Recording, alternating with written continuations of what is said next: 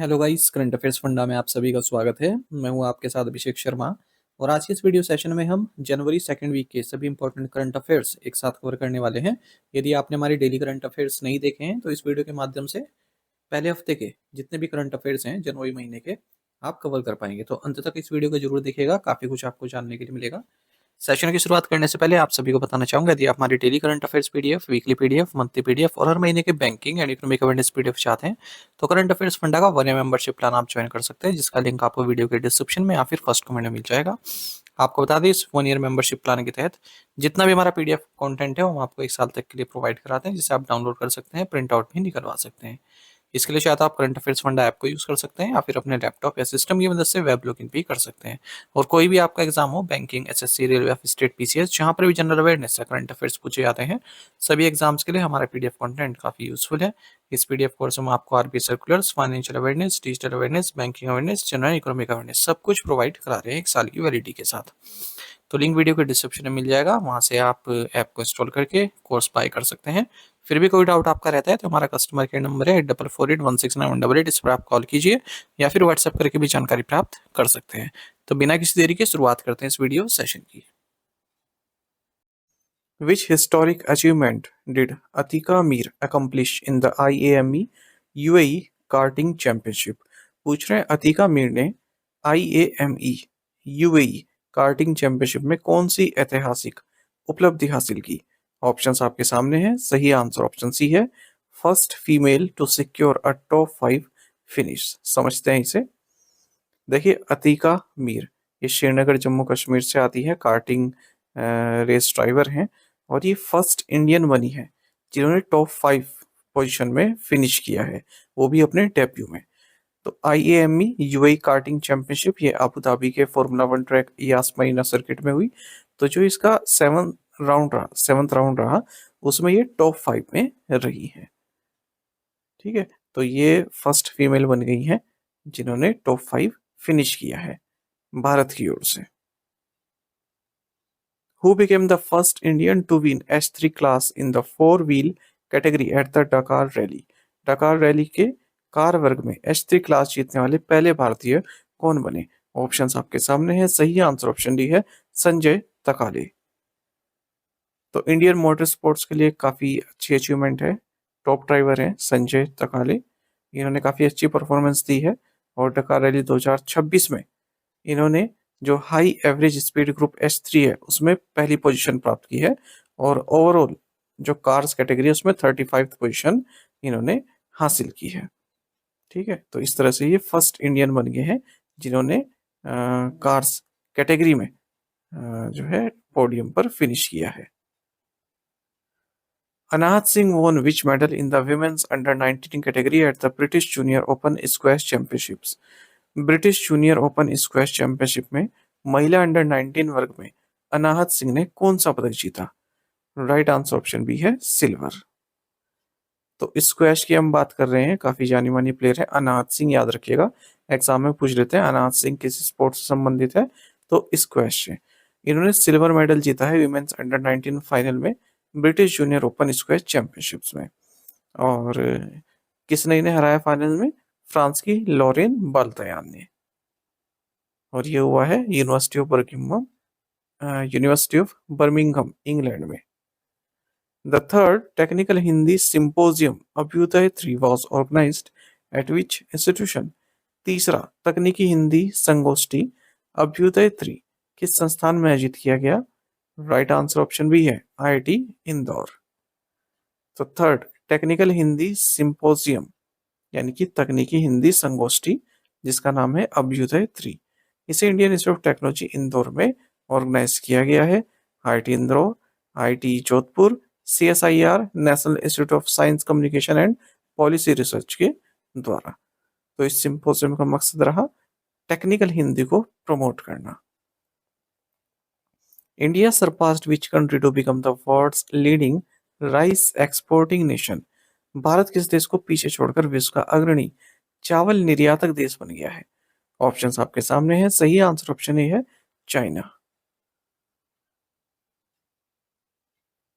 तो union minister of agriculture farmers welfare Shivraj Singh Chouhan ने हाल ही में 184 नई वेराइटीज ऑफ 25 क्रॉप्स रिलीज की हैं, जिन्हें डेवलप किया गया है Indian council of agriculture research द्वारा न्यू दिल्ली में।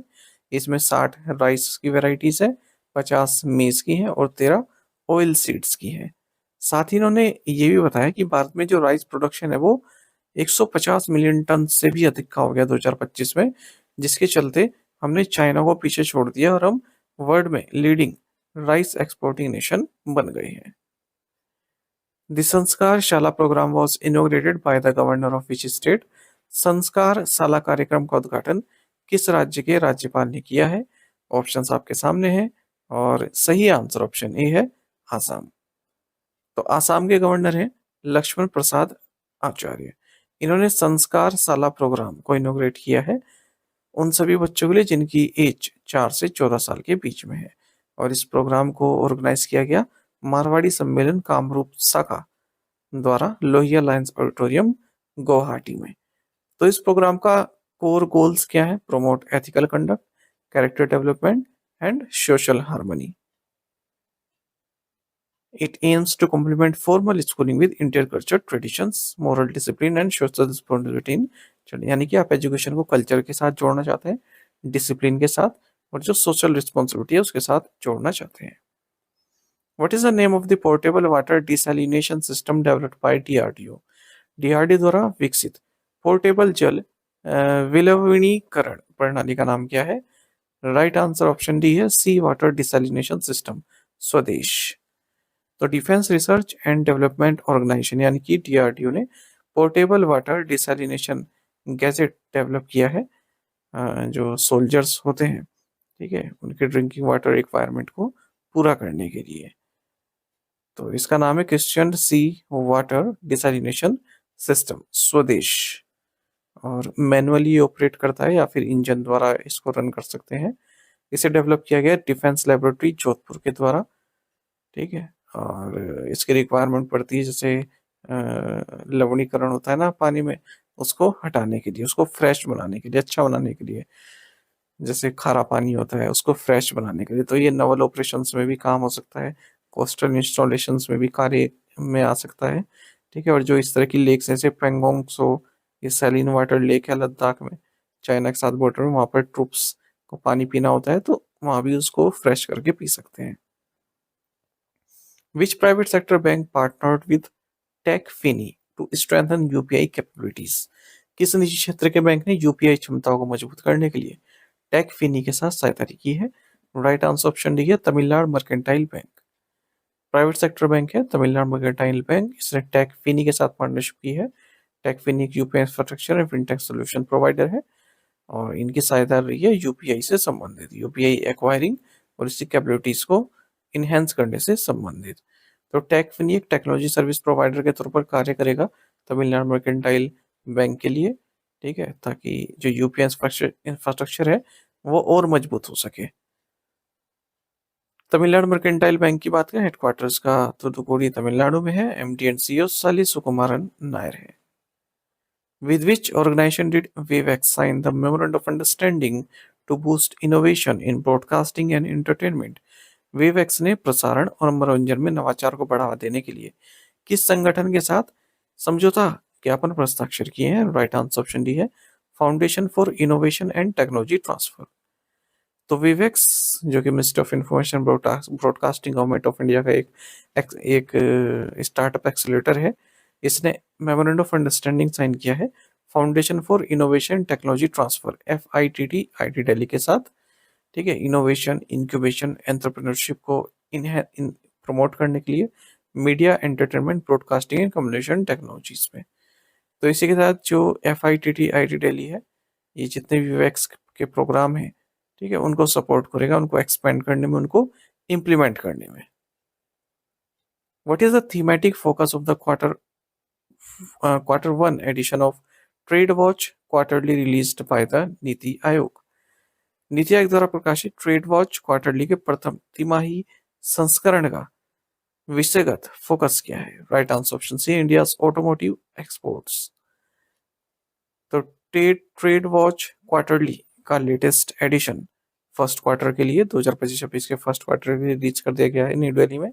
डॉक्टर अरविंद विरमानी द्वारा, जो कि नीति आयोग के मेंबर हैं। और इस बार का जो एडिशन है इसका थीमेटिक फोकस रहा है इंडिया का ऑटोमोटिव एक्सपोर्ट। ठीक है, तो याद रखिएगा ट्रेड वॉच क्वार्टरली कौन जारी करता है? NITI Aayog. What percentage of shareholding is Nippon Steel acquiring in the Kawasaki Harima Corporation? Nippon steel Krosaki Harima corporation में कितने प्रतिशत शेयरधारिता का अधिग्रहण कर रही है? राइट आंसर ऑप्शन सी है 53.4%। तो कंपटीशन कमीशन ऑफ इंडिया ने क्रोसाकी हरीमा कॉर्पोरेशन का एक्विजिशन अप्रूव कर दिया है निप्पॉन स्टील कॉर्पोरेशन के द्वारा। और जो ये प्रपोज्ड कॉम्बिनेशन है, तो इसमें निप्पॉन स्टील कॉर्पोरेशन के जो 53.4% शेयर होल्डिंग है, ठीक है, मतलब जो ये क्रोसाकी हरीमा कॉर्पोरेशन है इसमें 53.4% स्टेक निप्पॉन स्टील कॉर्पोरेशन हासिल करेगा। फिलहाल इसके पास 56.6% स्टेक है क्रोसाकी के, और इसी के साथ अब 100% हो जाएंगे। निप्पॉन स्टील एक जापान बेस्ड स्टील मेकर है और क्रोसाकी भी एक पब्लिक लिस्टेड कंपनी है जापान में। India exchange the list of nuclear installations and facilities with which country? Bharat ने किस देश के साथ परमाणु प्रतिष्ठानों और सुविधाओं की सूची का आदान प्रदान किया है? राइट आंसर ऑप्शन सी है पाकिस्तान। तो भारत और पाकिस्तान ने डिप्लोमेटिक चैनल्स के जरिए जो न्यूक्लियर इंस्टॉलेशन एंड फैसिलिटीज हैं एक दूसरे देशों में, उसकी लिस्ट साझा की है। और agreement on the prohibition of attack under nuclear installations and facilities, ये एक साइन हुआ था भारत पाकिस्तान के बीच में। उसी के जरिए इस तरह की लिस्ट शेयर करते रहते हैं। तो ये एग्रीमेंट साइन हुआ था 31 दिसंबर 1988 को और इफेक्टिव हुआ 27 जनवरी 1991 को। तब से भारत पाकिस्तान इस दूसरे के साथ न्यूक्लियर इंस्टॉलेशन फैसिलिटीज की लिस्ट साझा करते आ रहे हैं हर साल। ये 35th consecutive exchange of such list है दोनों ही कंट्रीज के बीच में। पहली बार 1 जनवरी 1992 को हुआ था। India's largest integrated inland rainbow trout farm has been inaugurated in which state? Bharat के सबसे बड़े एकीकृत अंतर्देशीय रेनबो ट्राउट फार्म का उद्घाटन किस राज्य में हुआ? राइट आंसर ऑप्शन बी है तेलंगाना। तो union minister of fisheries animal husbandry and dairying Rajiv Ranjan Singh और union coal mines minister G Kishan Reddy, इन्होंने रंगारेड्डी डिस्ट्रिक्ट तेलंगाना में हमारे देश का largest integrated inland rainbow trout farm को इनोग्रेट किया है। देखिए रेनबो ट्राउट एक फिश होती है, खास करके अमेरिका साइड में पाई जाती है, उसको काफ़ी ठंडे पानी में रहने की आदत होती है, नॉर्मल वाटर में नहीं ये रह पाती। तो इसी का ही एक तरह का फार्म यहाँ पर डेवलप किया गया है जहाँ पर काफ़ी ठंडा पानी है, माइनस में टेम्परेचर है उसका। ठीक है, तो एक स्टार्टअप है स्मार्ट ग्रीन एक्वाकल्चर, इन्होंने इस पूरे फार्म को सेटअप किया है ताकि ये जो कोल्ड वाटर स्पीसीज है ये इस डेक्कन प्लेटू के वार्म क्लाइमेट में भी सरवाइव कर सके। Normally, trout farming in India has been restricted to the high altitude, cold water regions of the Himalayas. India's traditional medicine system, Ayush, has received formal recognition in bilateral trade agreements with which two countries? Bharat की पारंपरिक चिकित्सा प्रणाली आयुष को किन दो देशों के साथ द्विपक्षीय व्यापार समझौते में औपचारिक मान्यता प्राप्त हुई? राइट आंसर ऑप्शन डी है ओमान एंड न्यूजीलैंड। तो इंडिया का जो ट्रेडिशनल मेडिकल सिस्टम है आयुष, इसे फॉर्मल रिकॉग्निशन प्राप्त हुआ है बायलैटरल ट्रेड एग्रीमेंट के जरिए ओमान और न्यूजीलैंड के साथ। यानी कि हमने ओमान और न्यूजीलैंड के साथ एग्रीमेंट साइन किए हैं आयुष से संबंधित। आयुष का मतलब होता है Ayurveda, yoga and naturopathy, Unani Siddha, Sowa Rigpa and homoeopathy. Under which mission are the 3D printed automatic weather stations being deployed in Delhi? किस मिशन के तहत दिल्ली में 3D प्रिंटेड स्वचालित मौसम स्टेशनों को तैनात किया जा रहा है? राइट आंसर ऑप्शन बी है मिशन मौसम। तो Indian Institute of Tropical Meteorology Pune ये 3D printed automatic weather station को डिप्लॉय कर रहा है दिल्ली में। ठीक है, 2000 करोड़ रुपए के जो मिशन मौसम है उसके तहत। और जैसे ट्रेडिशनल मैनुअल ऑब्जर्वेशन होता है ना, तो उसके विपरीत जो ये ऑटोमेटिक वेदर स्टेशन है ये अपने आप ही जो वेदर डेटा है उसको अपने आप ही मेजर ट्रांसमिट करते रहते हैं। ऑपरेशनल कॉस्ट इससे घटती है। Bank of America has raised the India's GDP growth projection to what % for current fiscal from its earlier estimate of 7%? Bank of America ने चालू वित्त वर्ष के लिए भारतीय जीडीपी वृद्धि दर का अनुमान पहले के 7% से बढ़ाकर कितने प्रतिशत कर दिया है? राइट आंसर ऑप्शन सी है 7.6%। तो बैंक ऑफ अमेरिका ने हमारे देश की जीडीपी ग्रोथ प्रोजेक्शन है उसको 7.6% कर दिया है। फिजिकली 26 के लिए पहले 7% बताया था। ठीक है, और फिजिकली 27 के लिए 6.8% बताया है, पहले 6.5% बताया था। तो फिजिकली 26 मतलब 25-26, फिजिकली 27 मतलब 26-27। The 14th Ahmedabad international flower show set Guinness world records for which of the following? 14वें अहमदाबाद अंतर्राष्ट्रीय पुष्प प्रदर्शनी निम्नलिखित में से कौन से दो गिनीज वर्ल्ड रिकॉर्ड बनाए हैं? राइट आंसर ऑप्शन डी है largest flower Mandla and largest flower portrait. तो 14th Ahmedabad international flower show 2026 में दो गिनीज वर्ल्ड रिकॉर्ड्स बने हैं। पहला है लार्जेस्ट फ्लावर मंडला बनाया गया, दूसरा है लार्जेस्ट फ्लावर पोर्ट्रेट बनाया गया सरदार वल्लभ भाई पटेल का। और ये जो पूरा फ्लावर शो हुआ है इसका थीम था भारत एक गाथा। गुजराती चीफ मिनिस्टर भूपेंद्र पटेल द्वारा इसको इनोग्रेट किया गया साबरमती रिवर फ्रंट पर। Who was Madhav Gadgil who passed away recently? हाल ही में दिवंगत हुए माधव गडजिल कौन थे? ऑप्शंस आपके सामने हैं। सही आंसर ऑप्शन डी है a veteran ecologist and environmental thinker. तो जाने माने इकोलॉजिस्ट माधव गडजिल, इनका निधन हो गया है 83 की एज में। साल 2010 में यूनियन गवर्नमेंट ने western Ghats ecology expert panel की स्थापना की थी, जिसके अध्यक्ष मिस्टर माधव गडजिल थे, इसलिए इसको गडजिल कमीशन के नाम से भी जाना जाता है। 2024 में इन्हें यूनाइटेड नेशंस इन्वायरमेंट प्रोग्राम का champions of the earth award भी दिया गया। ये यूनाइटेड नेशंस द्वारा दिए जाने वाला हाईएस्ट इन्वायरमेंटल ऑनर है। और टोटल 6 लोगों को दिया गया था, 6 पीपल को दिया गया था 2024 में, उनमें से एक माधव जी भी थे। और इंडिया का फर्स्ट बायोस्फीयर रिजर्व 1986 में स्टैब्लिश हुआ था, नीलगिरी बायोस्फीयर रिजर्व। उसकी स्थापना में भी मिस्टर माधव जी का काफी अहम रोल था। दो ऑब्ituaries और देखेंगे। Farmer world billiards champion Manoj Kothari, इनका भी निधन हो गया है 67 की एज में। 1990 में वर्ल्ड बिलियर्ड्स चैंपियनशिप टाइटल इन्होंने जीता था। साल 2005 में इन्हें ध्यानचंद अवार्ड, जो इंडिया का हाईएस्ट अवार्ड है life time achievement in sports and games के लिए, इस इनसे इन्हें सम्मानित किया गया। आसाम बीजेपी के नेता और फॉर्मर यूनियन मिनिस्टर कमिंद्र पुरख्यास्त, इनका भी निधन हो गया 94 की एज में। और वाजपेयी जी की गवर्नमेंट में ये minister of communications of India थे। Which country has become the first in the world to withdraw from the UN Framework Convention on Climate Change UNFCCC? कौन सा देश जलवायु परिवर्तन पर संयुक्त राष्ट्र फ्रेमवर्क कन्वेंशन से हटने वाला दुनिया का पहला देश बन गया है? ऑप्शंस आपके सामने हैं। सही आंसर ऑप्शन डी है यूनाइटेड स्टेट्स।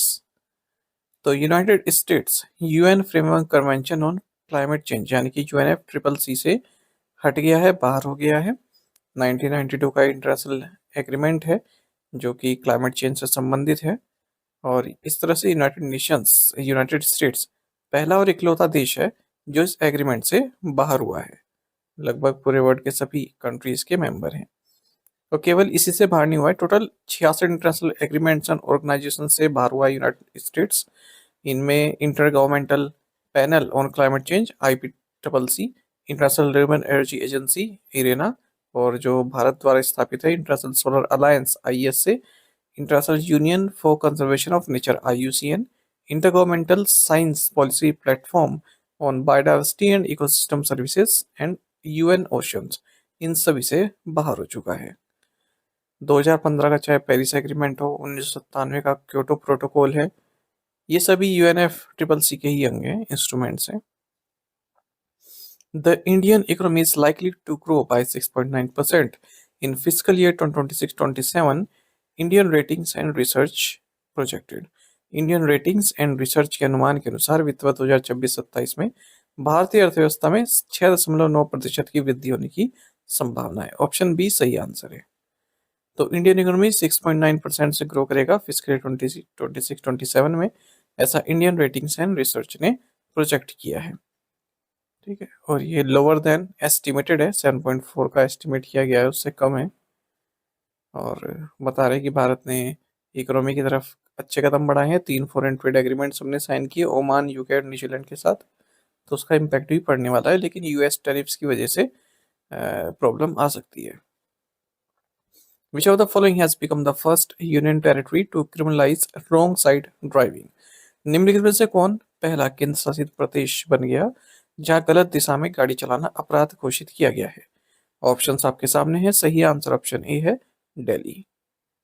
तो पहली बार दिल्ली में पुलिस ने क्रिमिनल केस रजिस्टर किए हैं उन सभी चालकों के अगेंस्ट जो रॉन्ग साइड में गाड़ी चला रहे हैं। इस तरह से ये पहला यूनियन टेरिटरी बन गया है जिसने रॉन्ग साइड गाड़ी चलाने को क्रिमिनलाइज किया है। ठीक है? और ये बेलेबल ऑफेंसेस हैं, यानी कि उसमें बेल मिल सकती है, लेकिन एफआईआर जरूर होगी।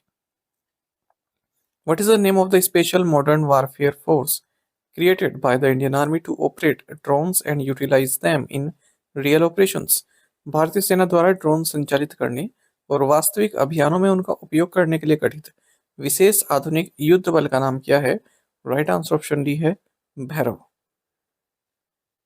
तो देखिए, भारत की जो कैपेबिलिटीज हैं मॉडर्न वारफेयर चैलेंजेस के साथ आगे बढ़ने की, उसके लिए इंडियन आर्मी ने लगभग 1 लाख ड्रोन ऑपरेटिव्स का एक पूरा फोर्स तैयार किया है। इसका नाम है भैरव। तो ये लोग ड्रोन ऑपरेट कर पाएंगे। जैसे ऑपरेशन सिंदूर में हमने देखा कि मॉडर्न वारफेयर कितना अधिक है, कितना इम्पोर्टेंट है। साथ ही इंडियन आर्मी 15 से 20 शक्तिमान रेजिमेंट्स को भी रेस कर रही है। स्वार्म ड्रोन्स को ये हैंडल करेंगे, जो लॉन्ग रेंज यूएवी होते हैं उनको हैंडल करेंगे, जिनकी स्ट्राइकिंग कैपेसिटी 5 किलोमीटर से 500 किलोमीटर तक की हो। The Indian army signed the contract with which Indian company for the Suryastra system? भारतीय सेना ने सूर्यास्त्र प्रणाली के लिए किस भारतीय कंपनी के साथ अनुबंध पर हस्ताक्षर किए? राइट आंसर ऑप्शन ए है, एनआईबी लिमिटेड। तो इंडियन आर्मी ने 293 करोड़ रुपए की एक इमरजेंसी प्रोक्योरमेंट कॉन्ट्रैक्ट साइन किया है एनआईबी लिमिटेड के साथ, और साथ ही इसराइल की एल्बिट सिस्टम भी इसमें शामिल है। इस एग्रीमेंट के जरिए जो सूर्यास्त्र रॉकेट सिस्टम इनको इंडक्ट किया जाएगा इंडियन आर्मी में। ये एक लॉन्ग रेंज यूनिवर्सल लॉन्चर है और स्ट्राइक रेंज इनकी 300 किलोमीटर तक की है। इंडिया का first indigenous universal multi calibre long range rocket launcher system है। ये यहाँ से रॉकेट को लॉन्च किया जाता है। और जो एल्बिट है इसराइली कंपनी, इसका जो PULS है, precise and universal launching system, इस आर्किटेक्चर पर ही आधारित है। Ministry of Tribal Affairs signed a memorandum of understanding with which company for the development of Eklavya model residential schools? जनजातीय मंत्रालय ने एकलव्य मॉडल आवासीय विद्यालय के विकास के लिए किस कंपनी के साथ समझौता ज्ञापन पर हस्ताक्षर किए हैं? ऑप्शंस आपके सामने है। सही आंसर ऑप्शन डी है, oil and Natural gas corporation. Ministry of tribal affairs ने मेमोरेंडम ऑफ अंडरस्टैंडिंग साइन किया है oil and Natural gas corporation के साथ न्यू दिल्ली में। और जो कॉर्पोरेट सोशल रिस्पॉन्सिबिलिटी है उसके एग्जीक्यूशन के लिए MOU साइन किया गया है। तो जो ऑयल एंड नेचुरल गैस है, इसका जो कॉर्पोरेट सोशल रिस्पॉन्सिबिलिटी है, मतलब जो इन्हें कुछ परोपकारी कार्य करने होते हैं वो करेंगे एकलव्य मॉडल रेजिडेंशियल स्कूल्स में। Which ministry has established the live events development cell LEDC? किस मंत्रालय ने लाइव इवेंट्स डेवलपमेंट सेल की स्थापना की है? राइट आंसर ऑप्शन सी है, ministry of information and broadcasting. तो इंफॉर्मेशन एंड ब्रॉडकास्टिंग मिनिस्ट्री ने लाइव इवेंट्स डेवलपमेंट सेल की स्थापना की है ताकि भारत में जो कंसर्ट इकोनॉमी है वो और एक्सपेंड हो सके, आसान हो सके, एम्प्लॉयमेंट बढ़ सके, टूरिज्म बढ़ सके। तो जो ये लाइव इवेंट्स डेवलपमेंट सेल, इसका कार्य क्या होगा? देखिए, किसी को लाइव कंसर्ट करने हैं, अलग अलग ऑफिसर से उसे परमिशन चाहिए होती है, अलग अलग ऑफिस में भटकना पड़ता है। ठीक है, और तो इसी चीज़ को अब एक जगह कर दिया है। तो स्टेट गवर्नमेंट और सेंट्रल गवर्नमेंट, जैसे आप कह सकते हैं एक तरह का पोर्टल हो गया है ना, कि केवल आपको वहीं से इजाज़त मिल जाएगी, वो भी online. Which company has become the first payments company in India, the Middle East, APSE and South Africa to achieve an ISO IEC 42001 certification? Bharat, मध्य पूर्व, एशिया प्रशांत और दक्षिण अफ्रीका में ISO IEC 42001 प्रमाण प्राप्त करने वाली पहली भुगतान कंपनी कौन सी बन गई? राइट आंसर ऑप्शन डी है, फाइनेंशियल सॉफ्टवेयर एंड सिस्टम्स। तो फाइनेंशियल सॉफ्टवेयर एंड सिस्टम्स ये फर्स्ट पेमेंट्स कंपनी बन गई है भारत में, मिडिल ईस्ट में, एपीएसी में, साउथ अफ्रीका में, जिसे ISO IEC 42001 सर्टिफिकेशन प्राप्त हुआ है। ठीक है, जो ये आर्टिफिशियल इंटेलिजेंस का एथिकल यूज इसने किया है पेमेंट्स एंड बैंकिंग टेक्नोलॉजी में। Which bank has launch the 04x diamond reserve credit card? किस बैंक ने 04x diamond reserve credit card launch किया है? राइट आंसर ऑप्शन डी है IDFC फर्स्ट बैंक। तो IDFC फर्स्ट बैंक ने 04x diamond reserve credit card launch किया है। केवल इसमें इतना ही जानना होता है, आपसे ये नहीं पूछते कि यार कि कितने पैसे कमाए हैं क्या है। ONGC has partnered with which Japanese company for the joint venture agreements? ONGC ने संयुक्त उद्यम समझौतों के लिए किस जापानी कंपनी के साथ साझेदारी की है? राइट आंसर ऑप्शन डी है मित्सुई उएसकी लाइंस लिमिटेड। तो oil and gas company, oil and Natural gas corporation limited यानी कि ONGC ने जॉइंट वेंचर एग्रीमेंट साइन किया है जापान की मित्सुई उएसकी लाइंस लिमिटेड के साथ, और दोनों ही मिलकर दो जॉइंट वेंचर एंटिटीज की स्थापना करेंगे गिफ्ट सिटी गांधीनगर में। पहली तो है Bharat ethane 1 IFSC private limited, दूसरी है Bharat ethane 2 IFSC private limited. ONGC के 50% स्टेक रहने वाले इन दोनों ही कंपनीज में, बाकी के 50% मित्सुई उएसकी लाइंस लिमिटेड के पास। Who has been appointed as the Chief Executive Officer of HSBC Private Bank? HSBC private bank के मुख्य कार्यकारी अधिकारी के रूप में किसे नियुक्त किया गया है? राइट आंसर ऑप्शन है ईडा लियू। तो HSBC प्राइवेट बैंक ने ईडा लियू को चीफ एग्जीक्यूटिव ऑफिसर नियुक्त किया है HSBC प्राइवेट बैंक का। HSBC प्राइवेट बैंक का हेडक्वार्टर जिनेवा स्विट्जरलैंड में है, और ये HSBC ग्रुप का ही एक मेंबर है या उसका एक हिस्सा है। Which state government signed MOU with UN Women to improve women's welfare, gender equality and inclusive development? किस राज्य सरकार ने महिलाओं के कल्याण, लैंगिक समानता और समावेशी विकास को बेहतर बनाने के लिए संयुक्त राष्ट्र महिला के साथ समझौता ज्ञापन पर हस्ताक्षर किए? राइट आंसर ऑप्शन सी है तमिलनाडु। तो तमिलनाडु के चीफ मिनिस्टर MK स्टालिन ने MOU साइन किया है UN वुमेन के साथ, ताकि राज्य में वुमेन्स वेलफेयर, जेंडर इक्वालिटी और जो इंक्लूसिव डेवलपमेंट है वो इंक्रीज हो सके। साथ ही एक ट्रिपार्टाइट MOU साइन हुआ है UNICEF, organisation for economic cooperation development यानी कि OECD, और observatory of public sector innovation के बीच में। Which film has emerged as the highest grossing Hindi film of all time? अब तक की सबसे अधिक कमाई करने वाली हिंदी फिल्म कौन सी है? राइट आंसर ऑप्शन सी है धुरंधर।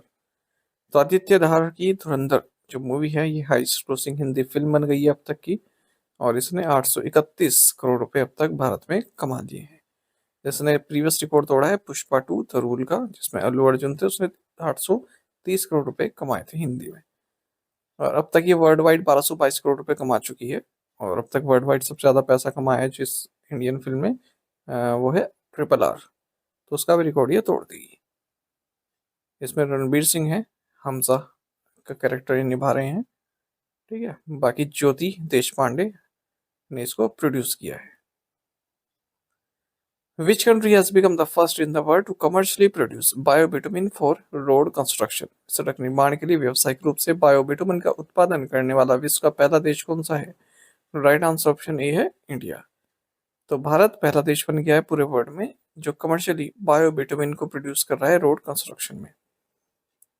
और हाल ही में biobitumen via pyrolysis from farm residues to roads, ये एक इंडिजिनस इनोवेशन है जिसको डेवलप किया गया है CSIR द्वारा, इसकी जो अलग अलग लेबोरेटरीज हैं उनके द्वारा।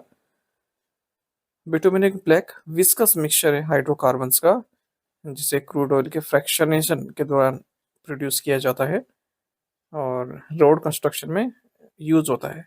बायोबिटुमिन की बात करें तो ये भी एक बाइंडिंग मटेरियल है जिसे रिन्यूएबल सोर्सेज द्वारा बनाया जाता है, जैसे वेजिटेबल्स, क्रॉप स्टेबल, ठीक है, इनसे बनाया। बायो जुड़ गया ना, इसका मतलब थोड़ा ऑर्गेनिक टाइप है ये। Which organization achieved 2 Guinness World Records for laying bituminous concrete on the Vanavolu Vankarakunta section of the 6-lane Bengaluru Kadapa Vijayawada Economic Corridor? Bengaluru Kadapa Vijayawada आर्थिक गलियारे के 6 लेन वाले हिस्से के वनवोलू वंकरकुंटा खंड पर बिटुमिनस कंक्रीट बिछाने के लिए किस संगठन ने 2 गिनीज वर्ल्ड रिकॉर्ड हासिल किए? राइट आंसर ऑप्शन ए है NHAI। National highways authority of India ने 2 गिनीज वर्ल्ड रिकॉर्ड्स हासिल किए हैं बिटुमिनस कंक्रीट को बिछाने के लिए वनवलु वंकरकुंटा सेक्शन, जो कि हिस्सा है 6 लेन बेंगलुरु कटप्पा विजयवाड़ा इकोनॉमिक कॉरिडोर का। तो इसमें 29 लेन किलोमीटर है, जो कि लॉन्गेस्ट डिस्टेंस है बिटुमिनस कंक्रीट की 24 घंटे में जो बिछाई गई है। ठीक है, बाकी हाईएस्ट क्वांटिटी है बिटुमिनस कंक्रीट की जो 24 घंटे में बिछाई गई है। तो ये दो रिकॉर्ड किए हैं इन्होंने, एक तो लॉन्गेस्ट डिस्टेंस का और हाईएस्ट क्वांटिटी का।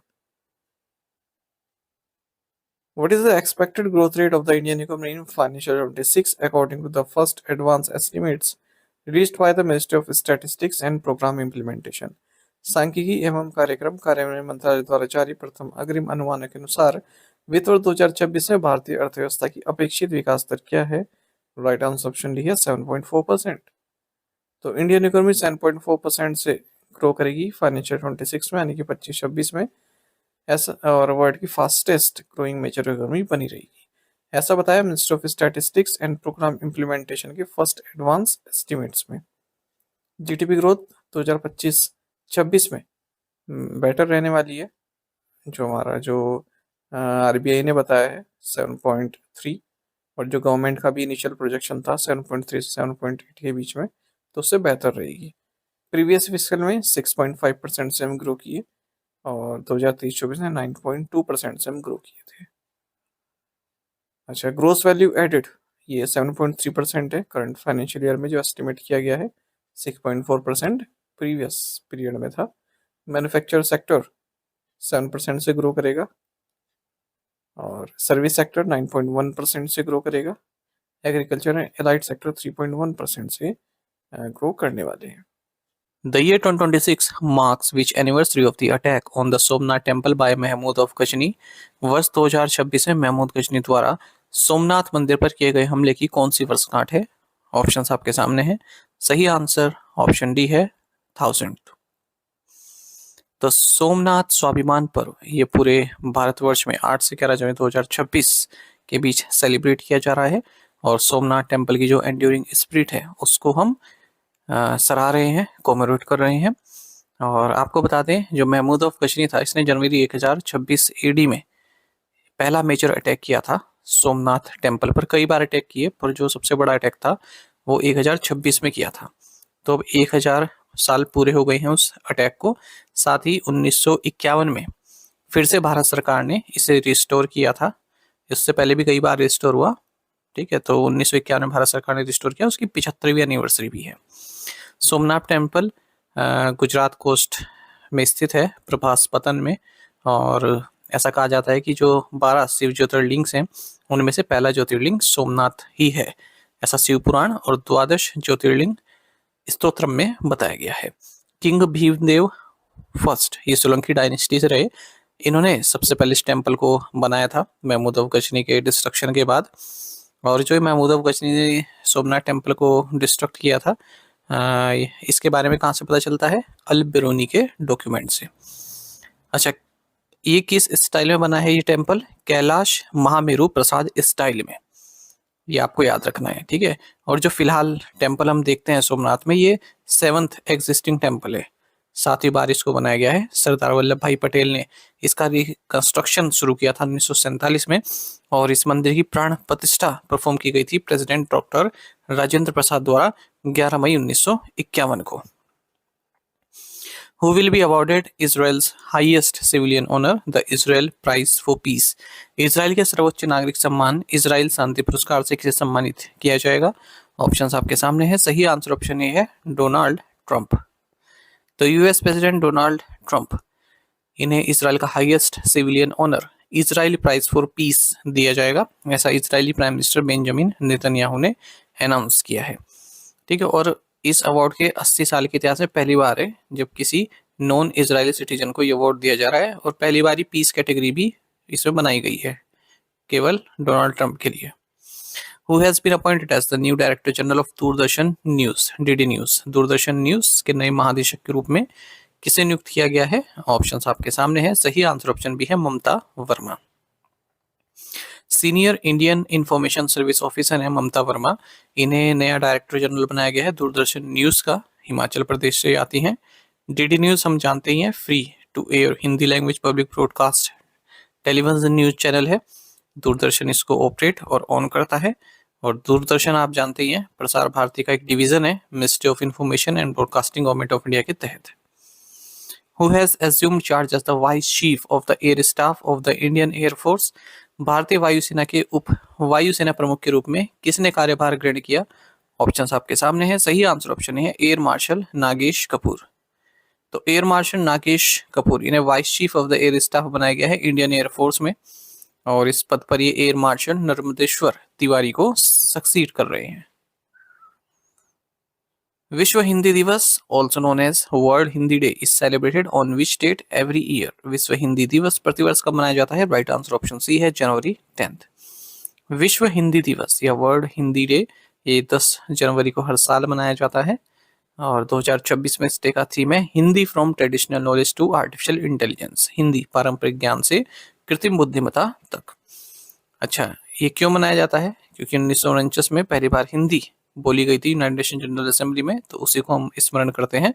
पहली वर्ल्ड हिंदी कॉन्फ्रेंस 10 जनवरी 1975 को इनोग्रेट की गई थी नागपुर में, तब की प्राइम मिनिस्टर इंदिरा गांधी द्वारा, और मॉरिशस के तब के प्राइम मिनिस्टर शिवसगुर रामगुलम चीफ गेस्ट थे। अच्छा, वर्ल्ड हिंदी डे तो हम 10 जनवरी को मनाते हैं, और एक हिंदी दिवस होता है वो हम 14 सितंबर को मनाते हैं। ठीक है, वो हम मनाते हैं इसलिए क्योंकि इंडिया की जो ऑफिशियल लैंग्वेज के तौर पर हिंदी को अडॉप्ट किया गया था 1949 में। वेनिस प्रवासी भारतीय दिवस ऑब्जर्व्ड, प्रवासी भारतीय दिवस कब मनाया जाता है? राइट आंसर ऑप्शन सी है जनवरी 9। प्रवासी भारतीय दिवस 2 साल में एक बार मनाते हैं हम 9 जनवरी को। जो इंडियन डायस्पोरा उसका जो कंट्रीब्यूशन है भारत के डेवलपमेंट में, उसकी हम सराहना करते हैं।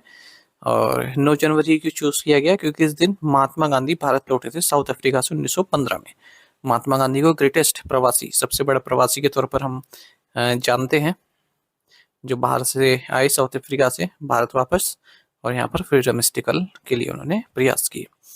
प्रवासी भारतीय दिवस कन्वेंशन पहली बार 2003 में स्टैब्लिश किया गया था, तब अटल बिहारी वाजपेयी जी की गवर्नमेंट थी, और मिनिस्ट्री ऑफ एक्सटर्नल अफेयर्स द्वारा इसको मनाया जाता है। तो मैंने कहा ना आपको 2 साल में एक बार होता है, तो पिछले साल हमने मनाया था इसे 8 से 10 जनवरी 2025 के बीच में। 18वां प्रवासी भारतीय दिवस मनाया था भुवनेश्वर उड़ीसा में, तब थीम था डायस्पोरास कंट्रीब्यूशन टू अ विकसित भारत। तो अब जो हम ऑफिशियली मनाएंगे वो अगले साल मनाएंगे 2027 में। Neera, one of the official mascots for the 72nd senior national volleyball championship Varanasi represents which animal? Varanasi में आयोजित 72वीं सीनियर राष्ट्रीय वॉलीबॉल चैंपियनशिप के शुभंकरों में से एक नीरा निम्नलिखित में से किसका प्रतिनिधित्व करती है? राइट आंसर ऑप्शन डी है गंगा डॉल्फिन। तो प्राइम मिनिस्टर नरेंद्र मोदी ने वाराणसी उत्तर प्रदेश में 72वीं सीनियर नेशनल वॉलीबॉल चैंपियनशिप का उद्घाटन किया है सीगरा स्टेडियम में। ऑफिशियल मास्कोट्स हैं इसके नंदू जो कि बुल है, और है नीरा जो कि गंगा डॉल्फिन है।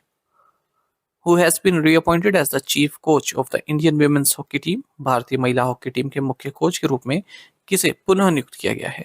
राइट आंसर ऑप्शन बी है जोर्ड मेरिने। तो डचमैन यानी कि नीदरलैंड से हैं जोर्ड मेरिने, ये चीफ कोच बनाए गए हैं इंडियन वुमेन्स हॉकी टीम के। पहले भी रहे हैं इस पद पर 2017 से 2021 के बीच में। ठीक है, और काफी अच्छा इनका कार्यकाल रहा।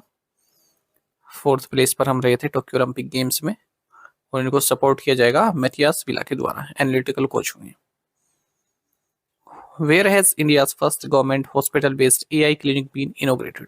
भारत के पहले सरकारी अस्पताल आधारित एआई क्लिनिक का उद्घाटन कहाँ किया गया? राइट आंसर ऑप्शन सी है government institute of medical sciences.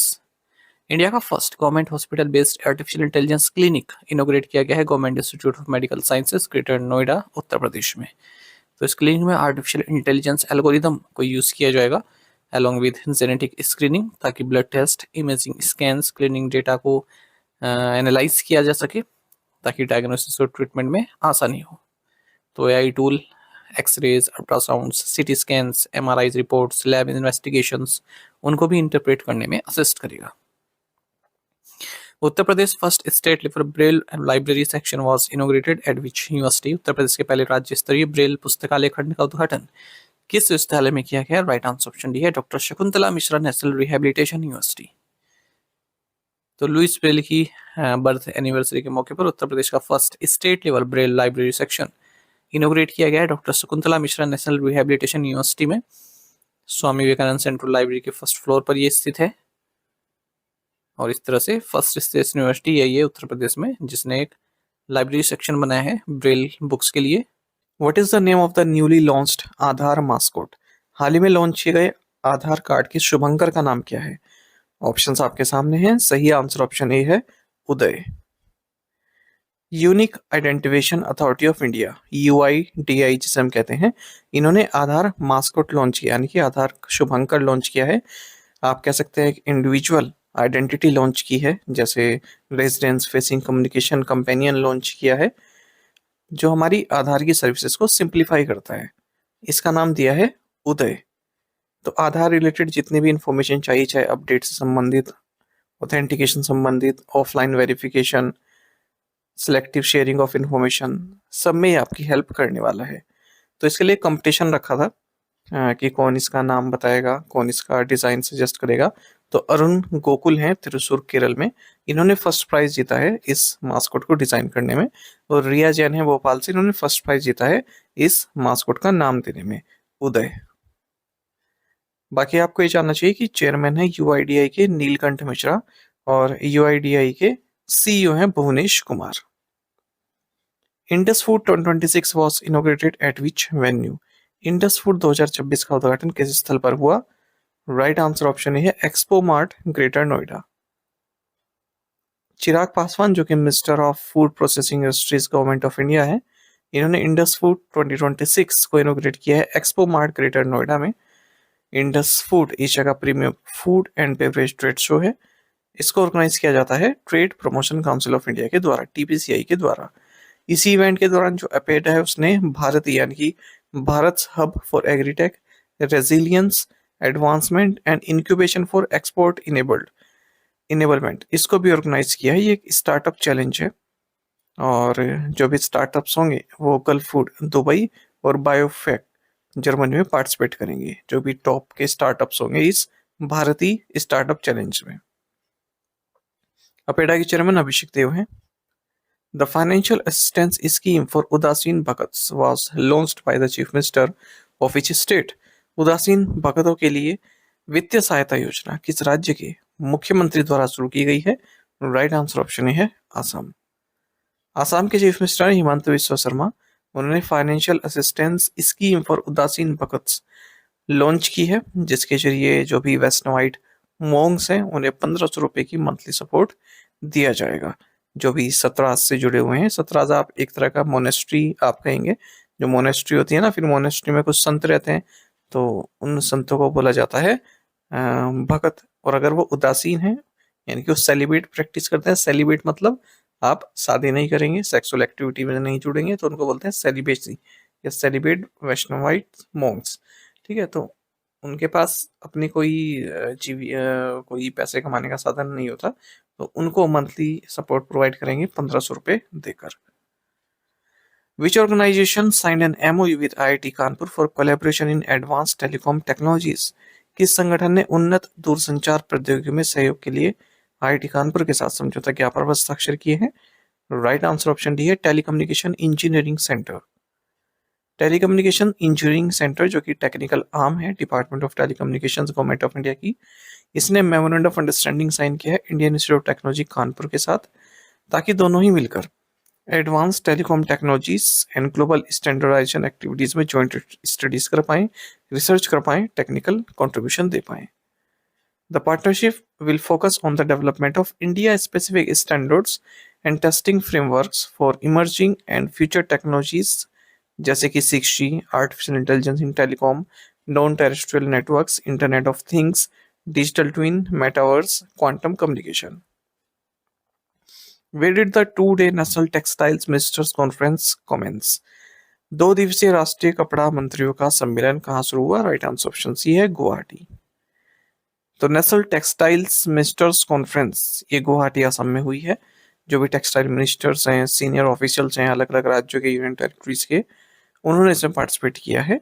और ministry of textiles government of India द्वारा इस कॉन्फ्रेंस को ऑर्गेनाइज किया गया, जिसका थीम रहा India's textiles weaving growth, heritage and innovation.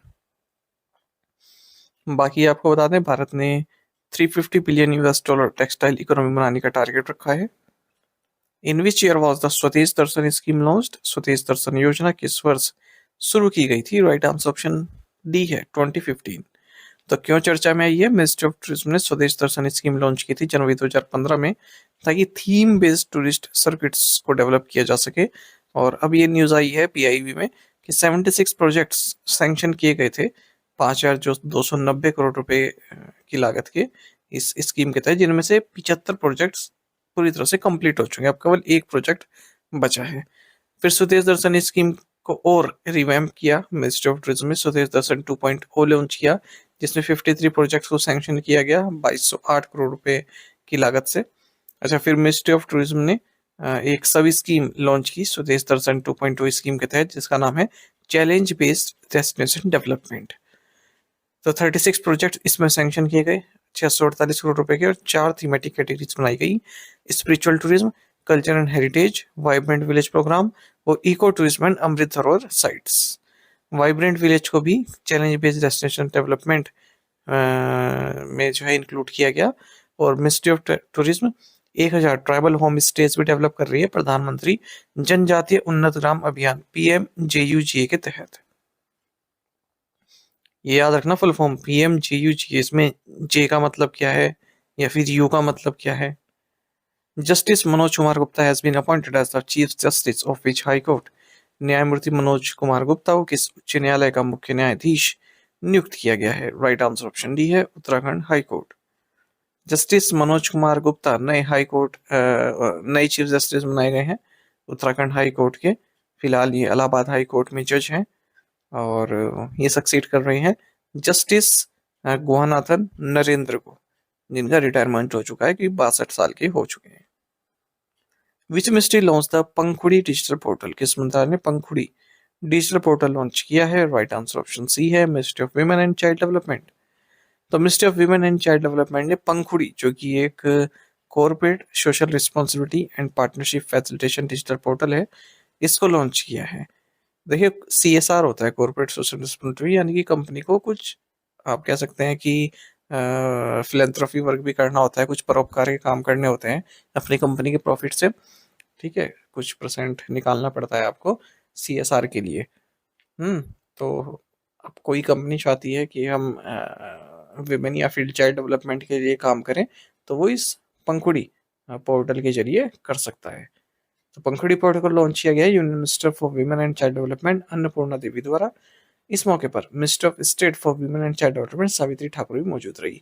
ये मैं क्यों लिखता हूँ? क्योंकि आपको पता होना चाहिए कि मिनिस्टर ऑफ स्टेट कौन है किसी डिपार्टमेंट का। यूनियन मिनिस्टर सबको पता है, पर मिनिस्टर ऑफ स्टेट भी पूछ लेते हैं एग्जाम में।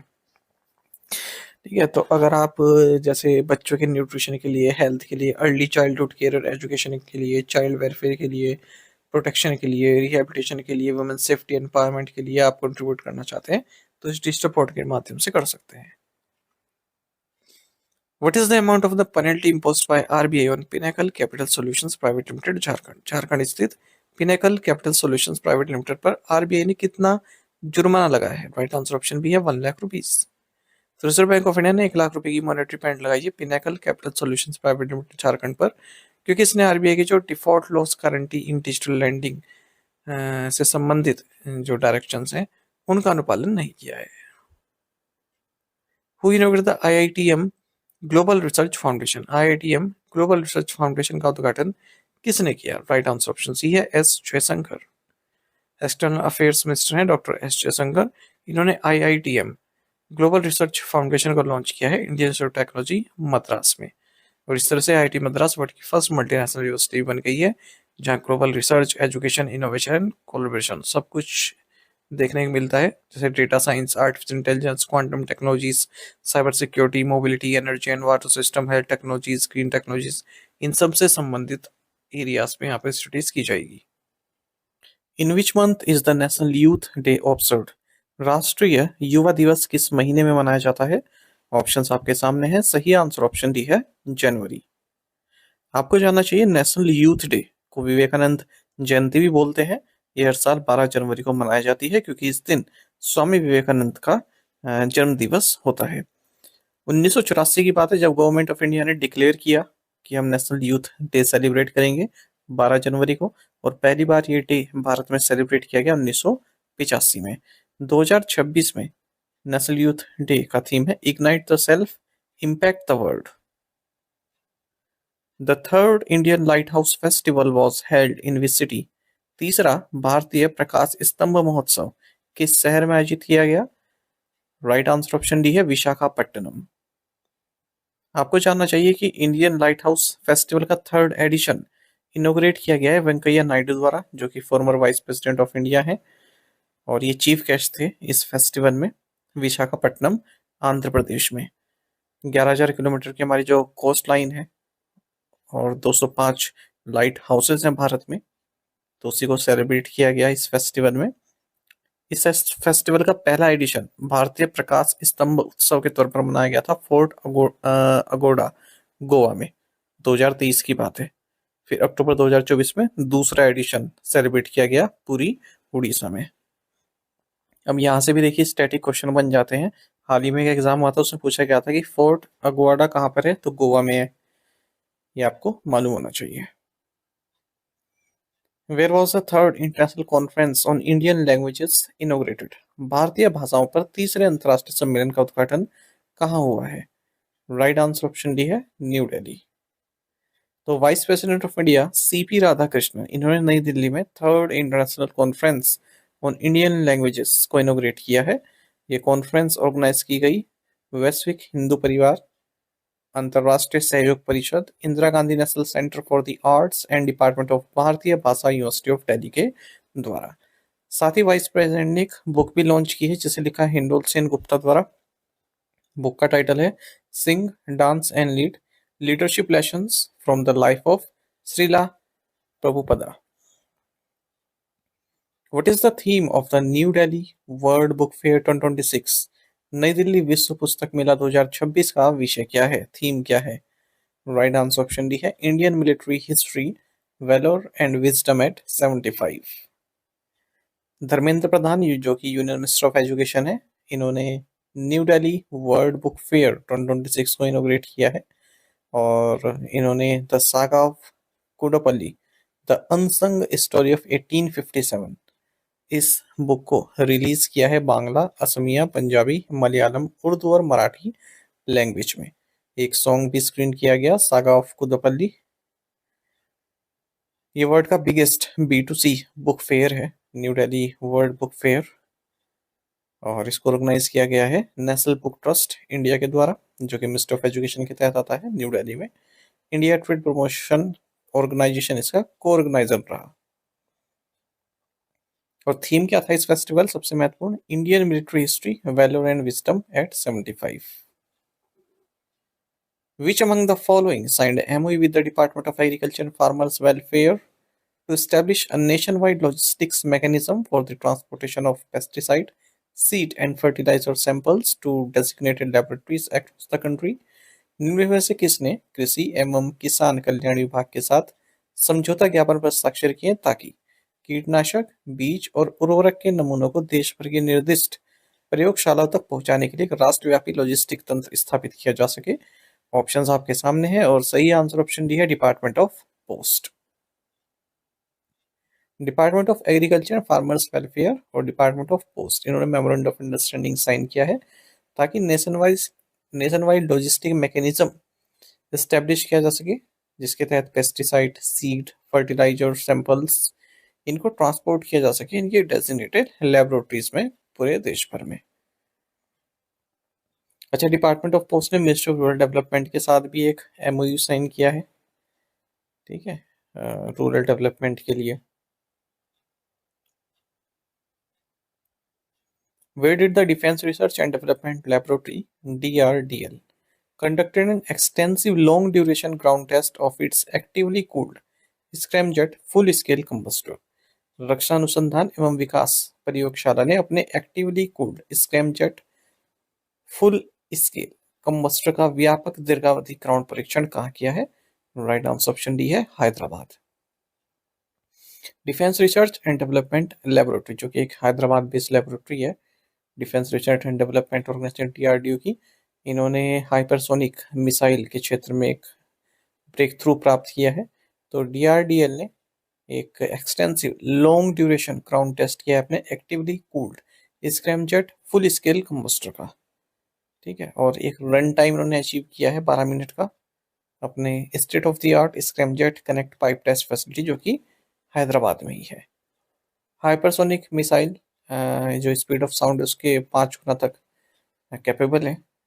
ठीक है, और who was appointed as the new chairman of the atomic energy regulatory board, परमाणु ऊर्जा नियामक बोर्ड के नए अध्यक्ष के रूप में किसे नियुक्त किया गया है? राइट आंसर ऑप्शन डी है A K Bala Subramaniam.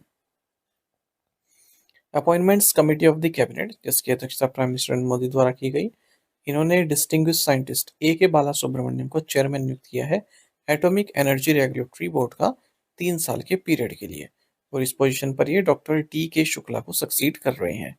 Atomic energy regulatory board की बात करें तो 15 नवंबर 1983 को इसकी स्थापना की गई थी प्रेसिडेंट ऑफ इंडिया द्वारा एटॉमिक एनर्जी एक्ट 1962 की सेक्शन 27 के तहत। HDFC Bank integrate the central bank digital currency into which platform? HDFC bank ने सेंट्रल बैंक डिजिटल करेंसी को किस प्लेटफॉर्म में एकीकृत किया है? ऑप्शंस आपके सामने हैं। सही आंसर ऑप्शन डी है स्मार्ट गेटवे। HDFC बैंक ने अनाउंस किया है कि रिजर्व बैंक ऑफ इंडिया की जो सेंट्रल बैंक डिजिटल करेंसी है, इसे हम अपने online merchant payment platform smart gateway में इंटीग्रेट कर रहे हैं। इसी के साथ जो स्मार्ट गेटवे मर्चेंट्स हैं वो पेमेंट एक्सेप्ट कर सकते हैं डिजिटल रूपी के जरिए, वो भी 0 transaction cost per. Existing payment mode तो चलते रहेंगे, यूपीआई, कार्ड्स और नेट बैंकिंग। अच्छा, थोड़ा जान लीजिए इसके बारे में, क्योंकि कई बार देखा गया है बैंक एग्जाम में यहाँ से क्वेश्चन पूछा गया है, और क्या पूछा गया ये मैं आपको बताऊंगा अभी। एग्जैक्ट जो बार बार पूछा जाता है, पहले तो जान लीजिए डिजिटल रूपी, या आप इसका सिंबल देखें, ये इंडिया की सेंट्रल बैंक डिजिटल करेंसी है, CBDC। मतलब जो हमारा फिजिकल करेंसी है रूपी, उसी की डिजिटल फॉर्म है, आरबीआई द्वारा इशू की जाती है डिजिटल फॉर्म में। और आपका जो डिजिटल वॉलेट है जिस ऐप को आप यूज़ करो उसमें स्टोर रहता है। इसको आप रिसीव कर सकते हो, सेंड भी कर सकते हो, ट्रांजेक्शन्स भी कर सकते हो, जैसे कि आप किसी भी फिजिकल नोट के साथ कर सकते हो। और जो ये ई वॉलेट है, ये बैंक नॉन बैंक द्वारा प्रोवाइड किए जाते हैं। महत्वपूर्ण ये है, कोई भी मिनिमम बैलेंस रिक्वायर्ड नहीं है अगर आप एक ई वॉलेट ओपन करना चाहते हैं। ये फैक्ट कई बार, कम से कम 2-3 एग्जाम में तो पूछा ही गया है। हाल ही में या पिछले 2025 से पूछा गया था। ठीक है, कि मिनिमम बैलेंस कितना होना चाहिए वॉलेट के लिए, तो आंसर होगा 0।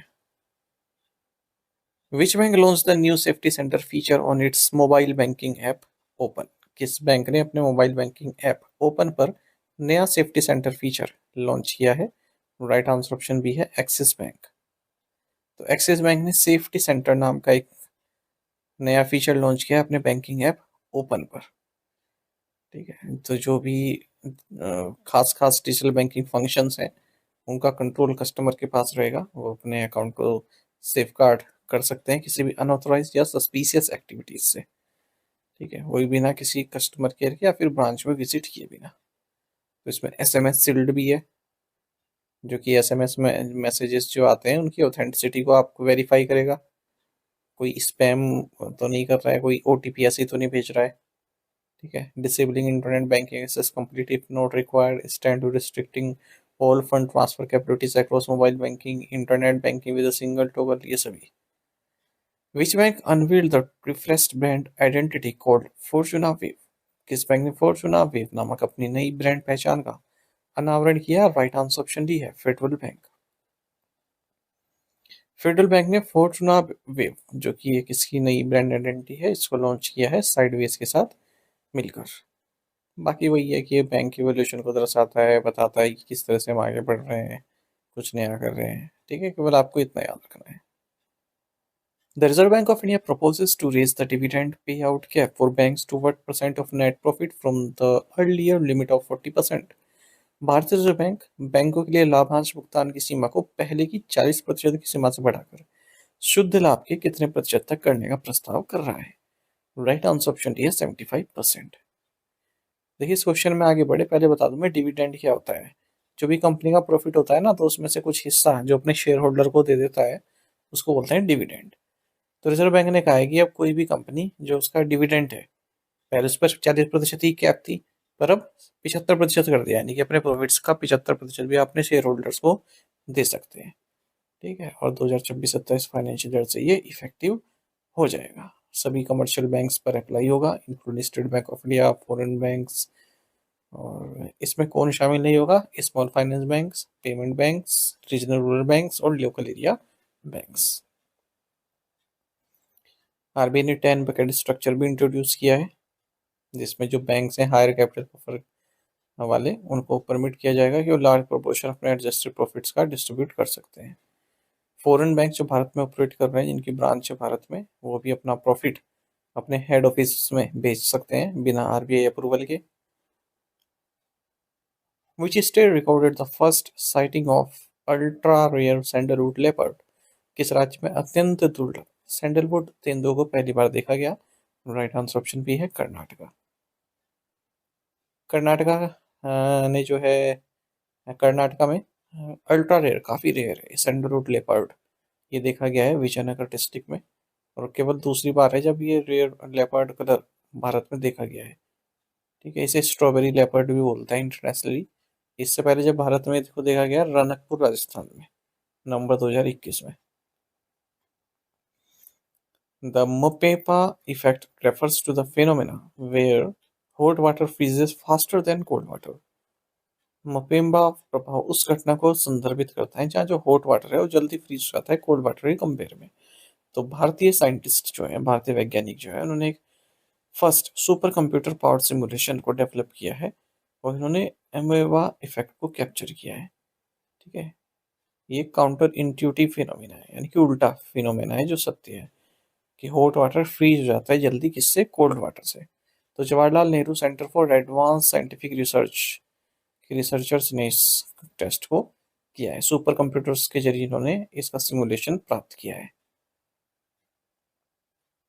Which space telescope has discovered a new type of astronomical object nicknamed Cloud9, which is apparently a starless, gas-rich dark matter cloud?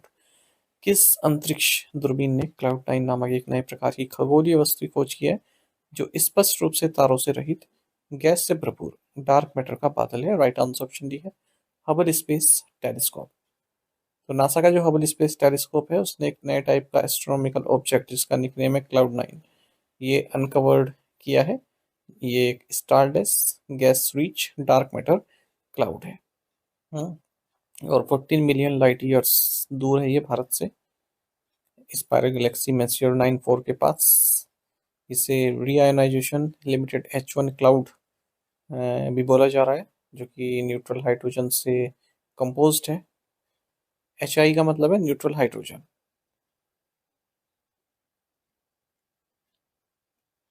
Which company has been awarded the supply order to support the Pinaka upgrade program? Pinaka multi rocket launcher system के ओवरहोल और upgradation का कार्य किस company को दिया गया है? Right answer option C है टाटा एडवांस सिस्टम्स। तो भारत में जो पिनाका रॉकेट आर्टिलरी सिस्टम है, तो इसको ओवरहोल करेंगे, यानी कि इसको और मजबूत करेंगे, इसको अपग्रेड करेंगे। टाटा एडवांस सिस्टम को ये जिम्मेदारी दी गई है। इंडियन आर्मी का 510 एडवांस बेस वर्कशॉप को जो है ओवरऑल किया जाएगा, अपग्रेड किया जाएगा Pinaka multiple launch rocket system को और बैटरी कमांड पोस्ट को। और 8x8 हाई मोबिलिटी व्हीकल पर इसको माउंट किया जाता है पिनाका सिस्टम को। शूट एंड स्कूट ऑपरेशन में ये माहिर है। Which company commission the residue upgradation facility eight Visakhapatnam refinery? Visakhapatnam refinery में अवशेष उन्नयन सुविधा का संचालन किस कंपनी ने शुरू किया? राइट आंसर ऑप्शन डी है Hindustan petroleum corporation limited. Hindustan petroleum corporation limited ने रेसिड्यू अपग्रेडेशन फैसिलिटी को कमीशन किया अपनी विशाखापट्टनम रिफाइनरी में। 3.51 मिलियन टन पर ईयर की फैसिलिटी है और इंडिया का फर्स्ट रेसिड्यू हाइड्रोक्रैकिंग यूनिट है और वर्ल्ड का फर्स्ट LC मैक्स यूनिट है, यानी कि 93% जो low value bottom of the barrel oils है उसको हाई वैल्यू पेट्रोलियम प्रोडक्ट्स में ये कन्वर्ट कर सकता है। Earth rotation days observe on which date? पृथ्वी के घूर्णन दिवस को कब मनाया जाता है? राइट आंसर ऑप्शन डी है जनवरी 8। तो अर्थ रोटेशन डे ये 8 जनवरी 2026 को मनाया गया और 175 साल हो गए हैं लियोन फोकाल्ट का जो पेंडुलम डेमोन्स्ट्रेशन है उसको। फ्रेंच फिजिसिस्ट से थे ये लियोन फोकाल्ट, तो इन्होंने प्रूव किया था कि अर्थ अपने एक्सिस पर रोटेट करता है। Earth completes one full rotation in about 24 hours which creates day and night, ये सभी हम जानते ही हैं। इसी के कारण हम astronomy, weather patterns, ocean currents को समझ पाते हैं। The United Nations declared 2026 as, संयुक्त राष्ट्र ने 2026 को किस वर्ष के रूप में घोषित किया है? ऑप्शंस आपके सामने हैं। सही आंसर ऑप्शन डी है, international year of rangelands and pastoralist. United nations ने डिक्लेयर किया है कि 2026 को international year of rangelands and pastoralist के तौर पर हम सेलिब्रेट करेंगे। 2019 से 2028 का जो दशक है उसे हम United Nations decade of family planning, family farming के तौर पर सेलिब्रेट कर रहे हैं। ये भी आपको जानना चाहिए। इंटरनेशनल डेकेड्स भी पूछ लेता है, इंटरनेशनल ईयर्स भी पूछ लेता है। रेंजलैंड्स में ग्रासलैंड्स आते हैं, सवानास, श्रबलैंड्स, डेजर्ट्स, ये सभी। पैस्टोरलिस्ट आप जानते ही होंगे, ऐसी कम्युनिटी जो लाइव स्टॉक ग्रेजिंग पर डिपेंड करती है। आपने देखे होंगे जो भेड़ बकरियों को चराते हैं घास के मैदान में, और उनके साथ कई सारे जैसे गाय भी होती है, भेड़ बकरी रहती है, ठीक है, इन्हीं के दूध पर डिपेंड करते हैं, उसी से ही इनका खर्चा चलता है, उन्हें बोलते हैं पैस्टोरलिस्ट। अच्छा, 2026 को दो और तरीके से सेलिब्रेट किया जा रहा है यूनाइटेड नेशंस द्वारा। ये तो एक हो गया international year of rangelands and pastoralist, बाकी है international year of the women farmer, और दूसरा है international year of volunteers for sustainable development. तो आपको ये तीनों याद रखने हैं, ठीक है। ऐसा एक ऑप्शन आपको बना के दे देंगे, जैसा कि ये क्वेश्चन हमने देखा कि 2026 को किस तरह से सेलिब्रेट नहीं किया जा रहा है यूनाइटेड नेशन द्वारा, तो याद रखेंगे। In which Indian state will the 4th India energy week be held, भारत के किस राज्य में चौथा भारतीय ऊर्जा सप्ताह आयोजित किया जाएगा? राइट आंसर ऑप्शन ए है, Goa. 4th India energy Week IEW ये 27 से 30 जनवरी 2026 के बीच में गोवा में होगा। Ministry of Petroleum and Natural Gas के तत्वाधान में इसे Federation of Indian Petroleum Industry and DMG event द्वारा ऑर्गेनाइज किया जा रहा है। और इस इंडिया एनर्जी वीक का थीम रहने वाला है energising growth, securing economies, enriching lives. Where will the Raisina science diplomacy initiative 2026 be held? Raisina विज्ञान कूटनीतिक पहल 2026 का आयोजन कहाँ होगा? ऑप्शन है मुंबई, न्यू दिल्ली, बेंगलुरु या फिर हैदराबाद। सही आंसर ऑप्शन बी है, new Delhi. The office of the principal scientific adviser to the government of India and observer research foundation, इन दोनों ने अनाउंस किया है कि ये मिलकर रायसीना साइंस डिप्लोमेसी इनिशिएटिव 2026 को होस्ट करेंगे, और ये पहला एडिशन होगा इसका। और इस पार्टनरशिप को साइन किया गया है principal scientific adviser to the government of India professor Ajay Kumar Sood और president ORF doctor Sameer Saran के बीच में। रायसीना साइंस डिप्लोमेसी इनिशिएटिव्स ये 5 से 7 मार्च 2026 के बीच में न्यू दिल्ली में आयोजित किया जाएगा। Which Asian Games gold winning Indian athlete has announced his retirement from running? एशियाई खेलों में स्वर्ण पदक जीतने वाले किस भारतीय एथलीट ने दौड़ से संन्यास की घोषणा की है? ऑप्शंस आपके सामने हैं। सही आंसर ऑप्शन सी है, जिनसन जॉनसन। तो नेशनल रिकॉर्ड होल्डर हैं, Asian games gold winning player हैं, इंडियन मिडल डिस्टेंस रनर हैं जिनसन जॉनसन। इन्होंने रिटायरमेंट अनाउंस कर दिया। 34 साल के हैं, केरल से आते हैं, और 1500 मीटर्स गोल्ड इन्होंने जीता 2018 जकार्ता एशियन गेम्स में, और सिल्वर मेडल भी जीता इन्होंने 800 मीटर्स में, सेम गेम्स में ही 2018 जकार्ता एशियन गेम्स में ही। अच्छा, एक और रिटायरमेंट न्यूज देख लेते हैं स्पोर्ट्स से संबंधित। पाकिस्तान में जन्मे ऑस्ट्रेलियन बैटर उस्मान ख्वाजा, इन्होंने भी रिटायरमेंट की घोषणा कर दी इंटरनेशनल क्रिकेट से।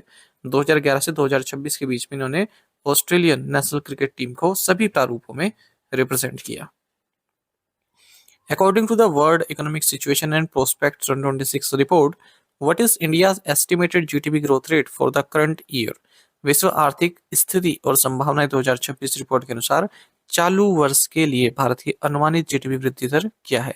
ऑप्शंस आपके सामने हैं। सही आंसर ऑप्शन सी है, 6.6%।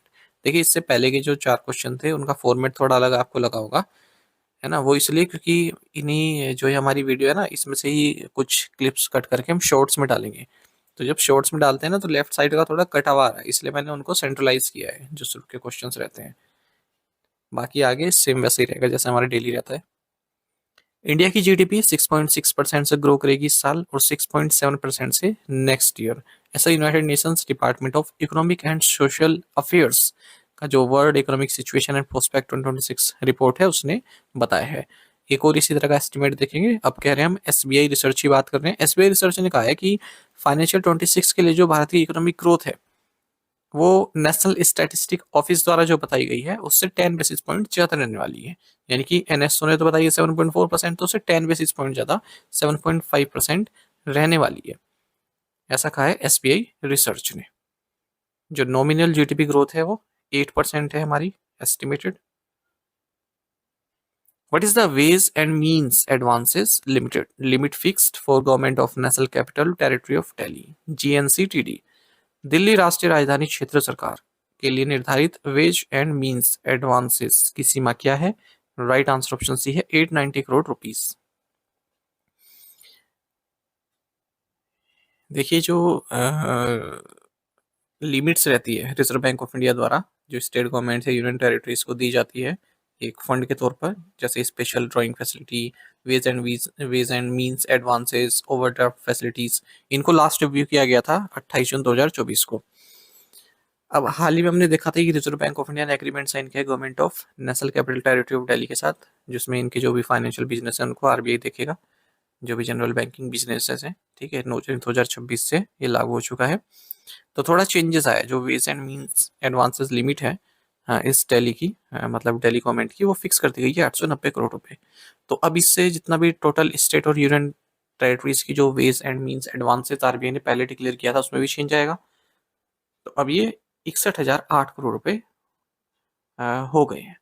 ठीक है, और एक्सिस्टिंग लिमिट कितना था? 60,118 करोड़, यानी कि अब बढ़ गई है। वेज एंड मींस एडवांस मतलब आरबीआई फंडिंग, आरबीआई कुछ फंड देता है अगर सरकार के पास मिसमैच हो उनकी रीसिंग और जो उनके खर्चे हैं उसके बीच में।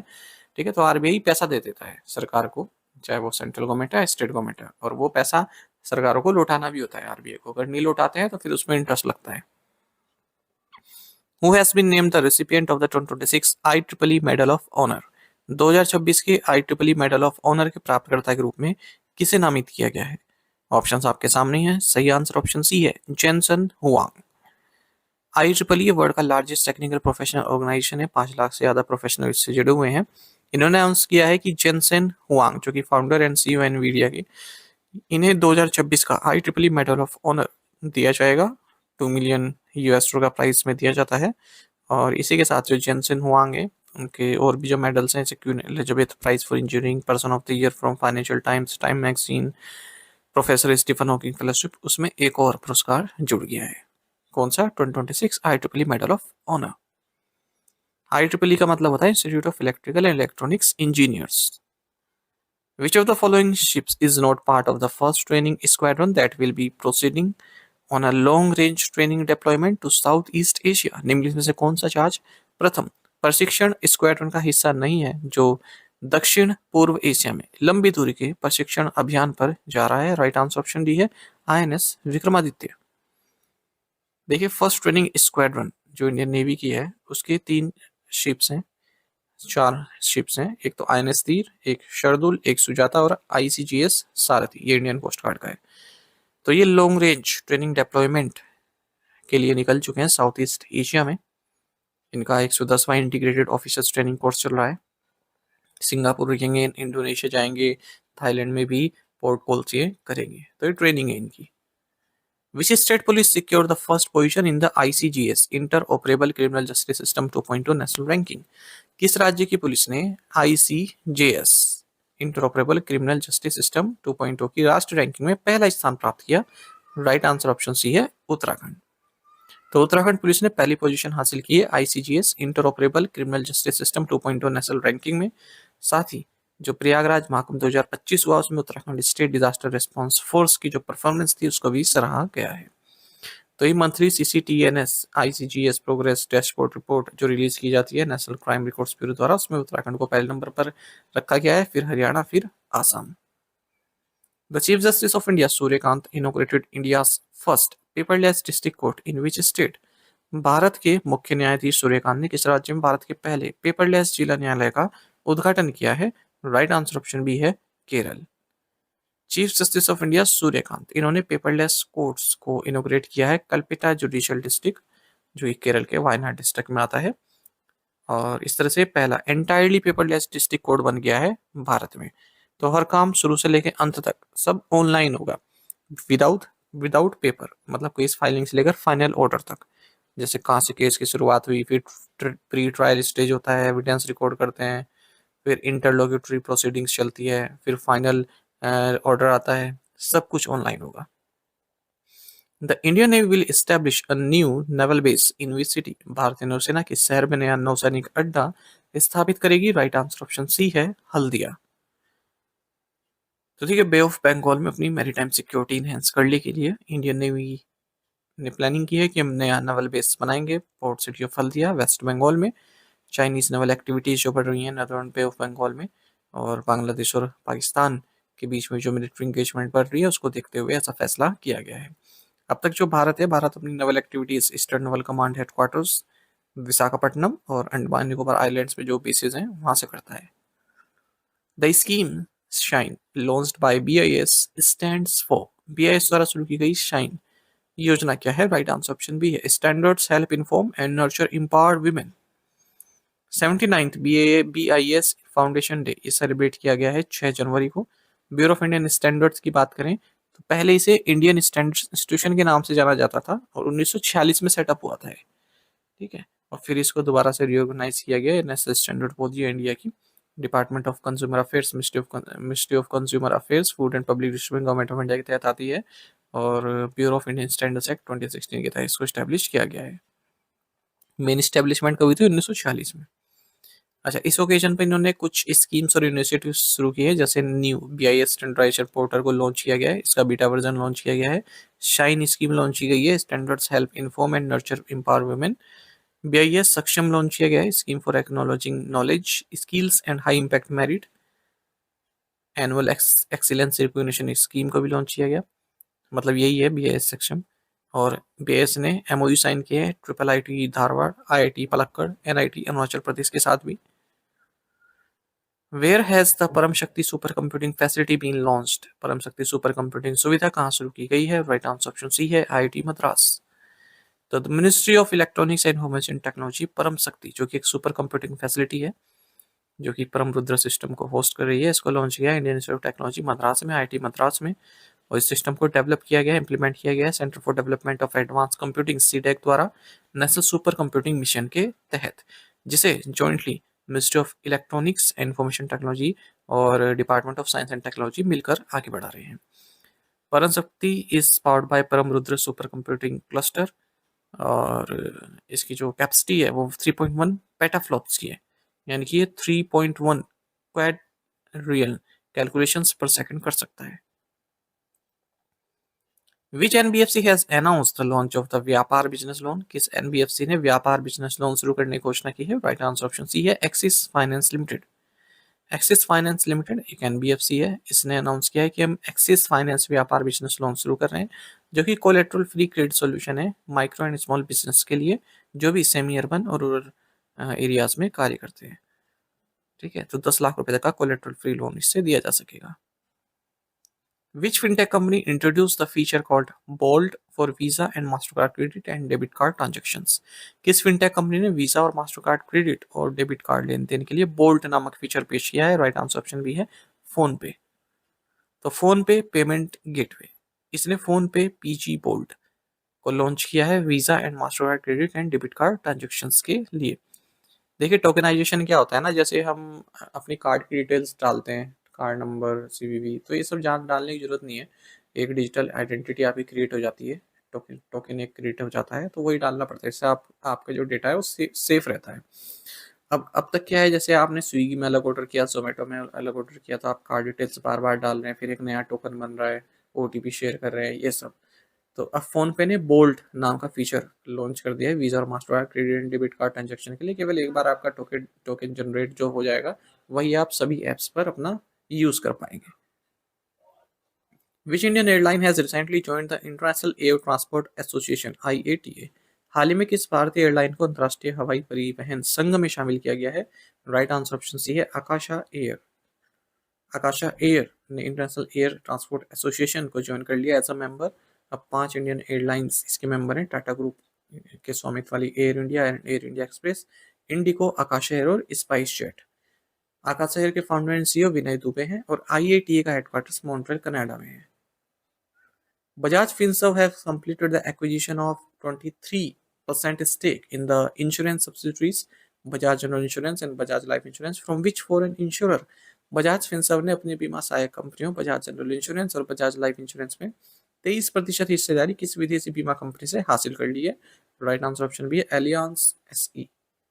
तो बजाज फिनसर्व ने बजाज होल्डिंग्स इन्वेस्टमेंट लिमिटेड और जमुनालाल सन्स प्राइवेट लिमिटेड के साथ मिलकर 23% स्टेक एक्वायर किए हैं अपने insurance subsidiaries Bajaj general insurance और बजाज लाइफ इंश्योरेंस में।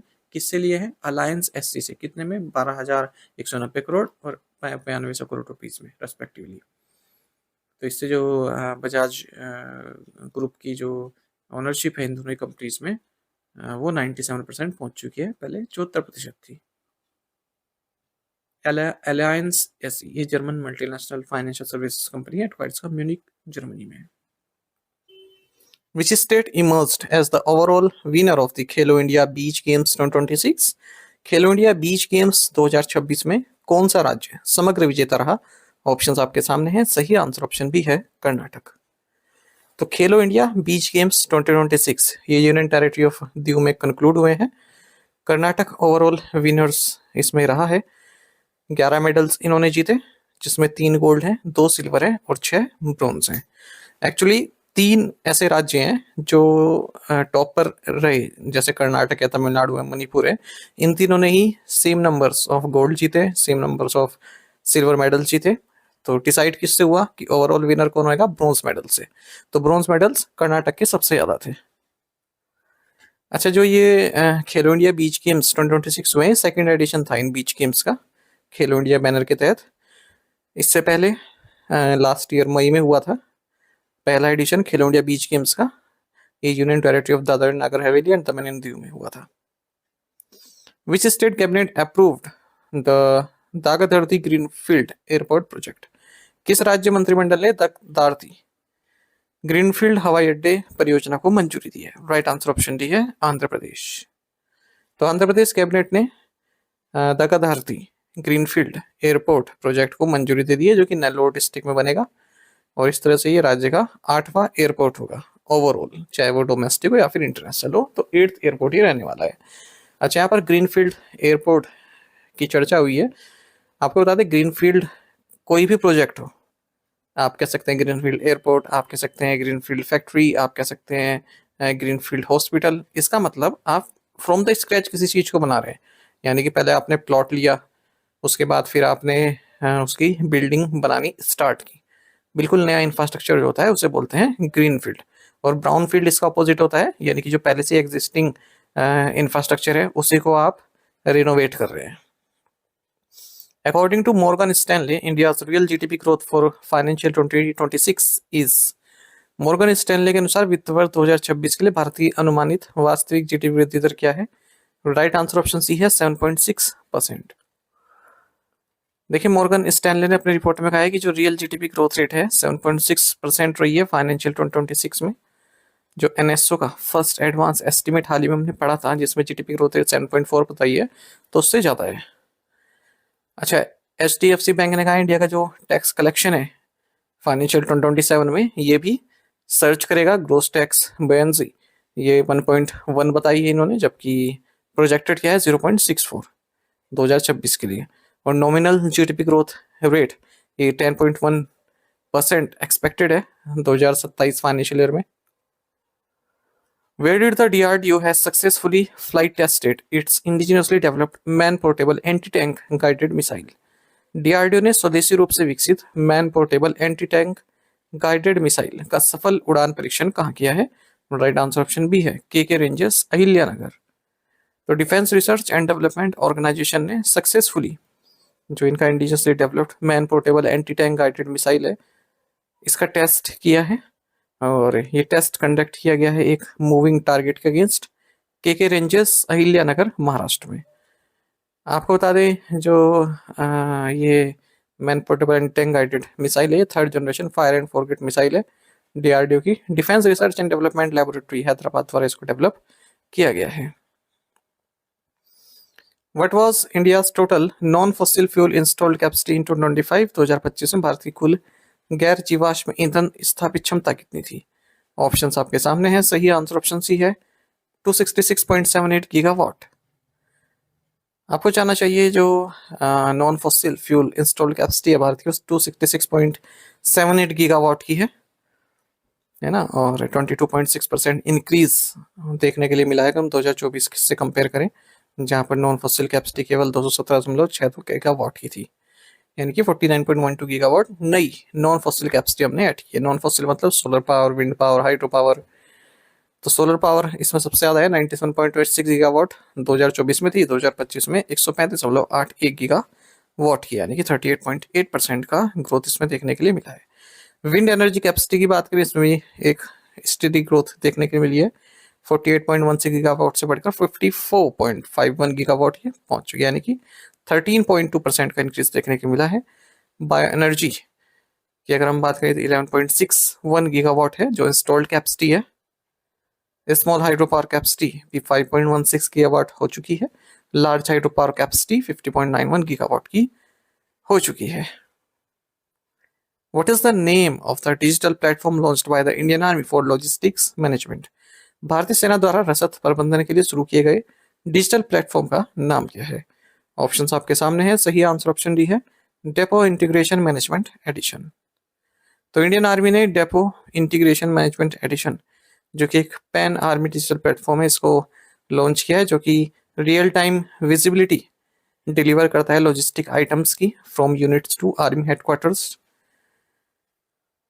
इंडियन आर्मी और Bhaskaracharya national institute for space applications and geo informatics द्वारा इसको जॉइंटली डेवलप इसको किया गया है। तो ये क्या बताता है ना, जो वेपन्स है, एम्यूनिशन है, स्पेयर्स है, फ्यूल है, क्लोथिंग है, राशन है, आर्मी के लिए उनकी क्या स्थिति है रियल टाइम में पता चलता है।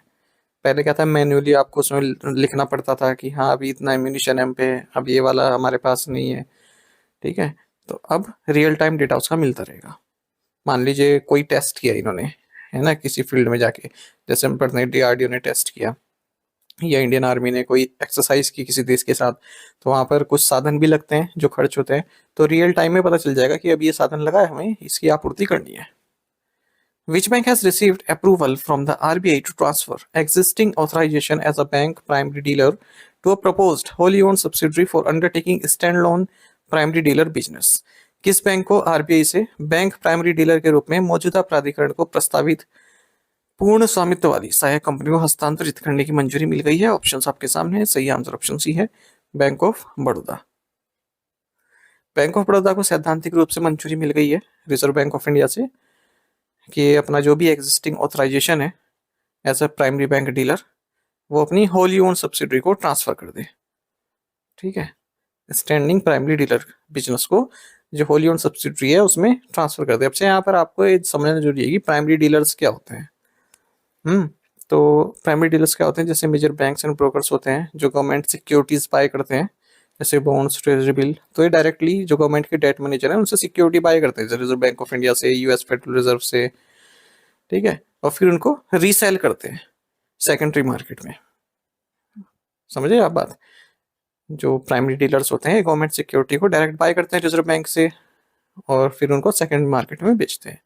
RBI ने सिस्टम शुरू किया था प्राइमरी डीलर्स का 1995 में। फिलहाल 7 स्टैंड लोन प्राइमरी डीलर्स हैं, जैसे SBI, DFIC, ICICI securities primary dealership, PNB, guilds, STCI primary dealers and 14 bank PTs. Which company has received RBI approval to operate as an offline and cross-border payment aggregator? किस company को RBI से offline और cross border payment aggregator के रूप में काम करने की मंजूरी मिली? राइट आंसर ऑप्शन है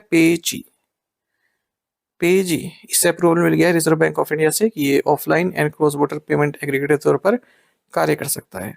इसी के साथ पेजी का जो फुल स्वीट है पेमेंट एग्रीगेटर का वो पूरा हो चुका है, ठीक है। और ये ऑनलाइन ऑफलाइन किसी भी तरह से डिजिटल पेमेंट फैसिलिटेट कर सकता है भारत से बाहर भी। एक और इस तरह का न्यूज़ देखेंगे, क्रॉस बॉर्डर पेमेंट्स प्लेटफॉर्म है स्काईडू, इसे फाइनल ऑथराइजेशन मिल गया रिजर्व बैंक ऑफ इंडिया से कि ये पेमेंट एग्रीगेटर क्रॉस बॉर्डर के तौर पर कार्य कर सकता है ना। इससे क्या हुआ, ओवरसीज पेमेंट कलेक्शन ये फैसिलिटेट कर पाएगा इंडियन एक्सपोर्टर्स के लिए। फैसिलिटेट काफी बार यूज होता है न्यूज में ना, इसका मतलब आप खुद से समझिएगा। ठीक है, किसी चीज को प्रोसेस करना मतलब उसको आसान बनाना, फैसिलिटेट। एक तो होता है फैसिलिटेट, एक होता है फेलिसिटेट। तो जब आप करंट अफेयर्स पढ़ रहे हैं, यहाँ से थोड़ा इंग्लिश के वर्ड्स भी सीखने की कोशिश कीजिए जो भी आते हैं, जैसे फैसिलिटेट और फेलिसिटेट। ये आपके इंग्लिश सेक्शन में भी काम आएगा। The Tamil Nadu Technology Hub has signed a letter of intent with which company to launch quantum computing programs for students and startups. Tamil Nadu technology hub में छात्रों स्टार्टअप्स के लिए क्वांटम कंप्यूटिंग कार्यक्रम शुरू करने के लिए किस कंपनी के साथ आशय पत्र पर हस्ताक्षर किए हैं? राइट आंसर ऑप्शन बी है ZQGmbH। तो तमिलनाडु टेक्नोलॉजी हब, इसने लेटर ऑफ इंटेंट साइन किया है। Germany based deep tech quantum computing company है एक्सीड GmbH, ताकि क्वांटम कंप्यूटिंग प्रोग्राम्स लॉन्च किए जा सकें जो कि स्टूडेंट्स और स्टार्टअप्स को डायरेक्ट एक्सेस दे सकें रियल क्वांटम हार्डवेयर का। इस प्रोग्राम को चलाया जाएगा ITNT हब द्वारा, जो कि एक पब्लिक प्राइवेट इनिशिएटिव है। गवर्नमेंट ऑफ तमिलनाडु इसको सपोर्ट करती है। और जो एक्सीड GmbH है, ये remote access, quantum hardware, technical expertise, learning support provide कराएगी। Indian Army signed a rupees 168 crore contract with which company for a solar powered surveillance drone। भारतीय सेना ने सौर ऊर्जा से चलने वाले निगरानी ड्रोन के लिए किस कंपनी के साथ 168 करोड़ रुपए का अनुबंध किया है? राइट आंसर ऑप्शन डी है new space research and technologies.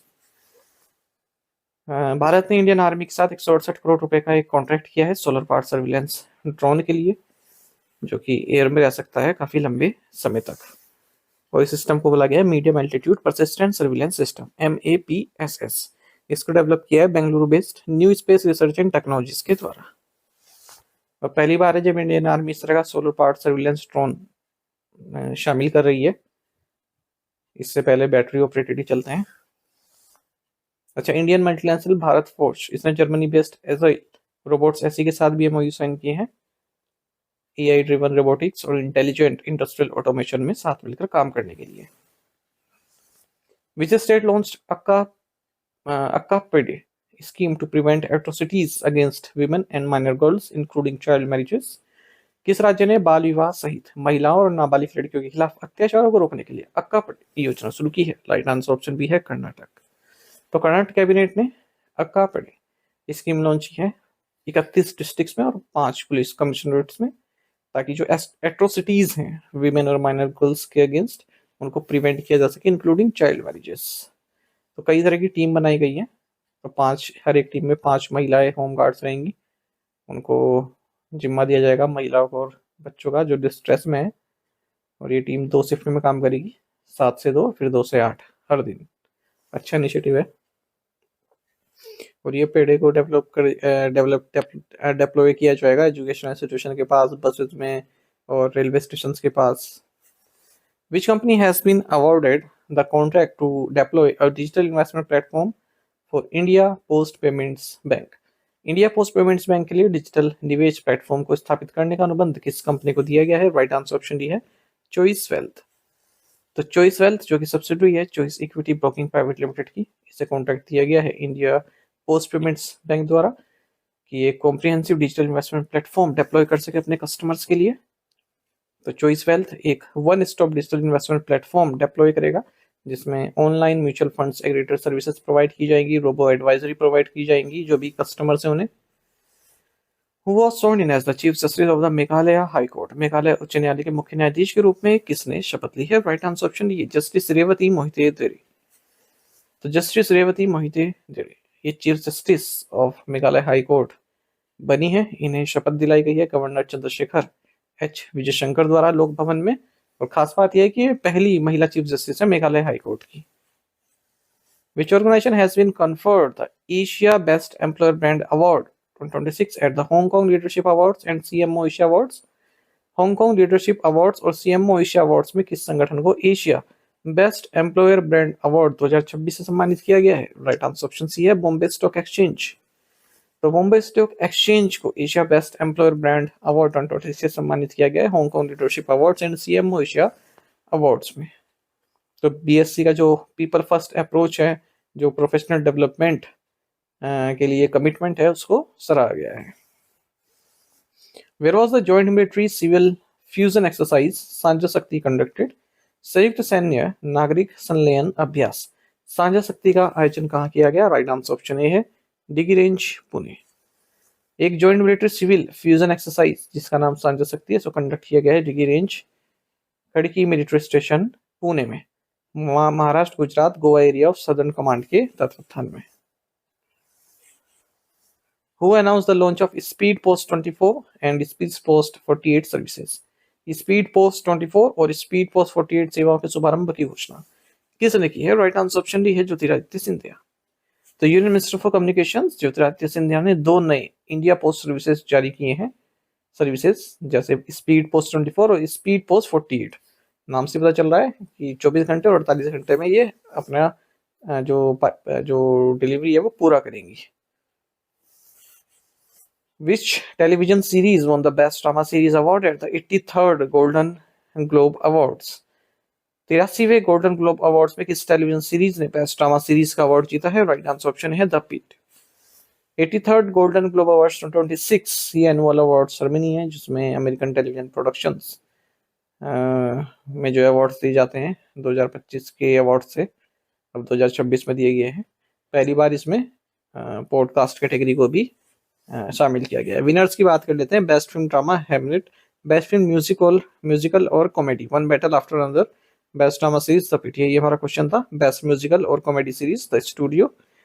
बाकी ये सब आप पढ़ लीजिएगा, ठीक है। बेस्ट पॉडकास्ट जो नई इसमें कैटेगरी ऐड की गई है Good Hang with Amy Poehler, ठीक है। Best actress, best actor, best director, original score, screenplay. Most awards किसे मिले हैं? वन बैटल आफ्टर अनदर 4, और टीवी सेक्शन में एडोलेसेंस को। मोस्ट नॉमिनेशंस देख लीजिए।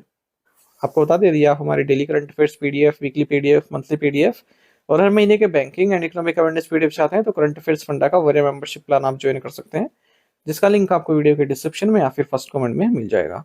इस पीडीएफ पैकेज में RBI circulars, financial awareness, digital awareness, bank की अवेयरनेस, जनरल इकोनॉमिक अवेयरनेस, सब कुछ हम आपको प्रोवाइड करा रहे हैं 1 साल के लिए। सभी एग्जाम्स के लिए हेल्पफुल रहेगा। और कोई भी डाउट हो तो हमारा कस्टमर केयर नंबर है 44816988, इस पर आप कॉल कीजिए या फिर व्हाट्सएप करके भी जानकारी प्राप्त कर सकते हैं।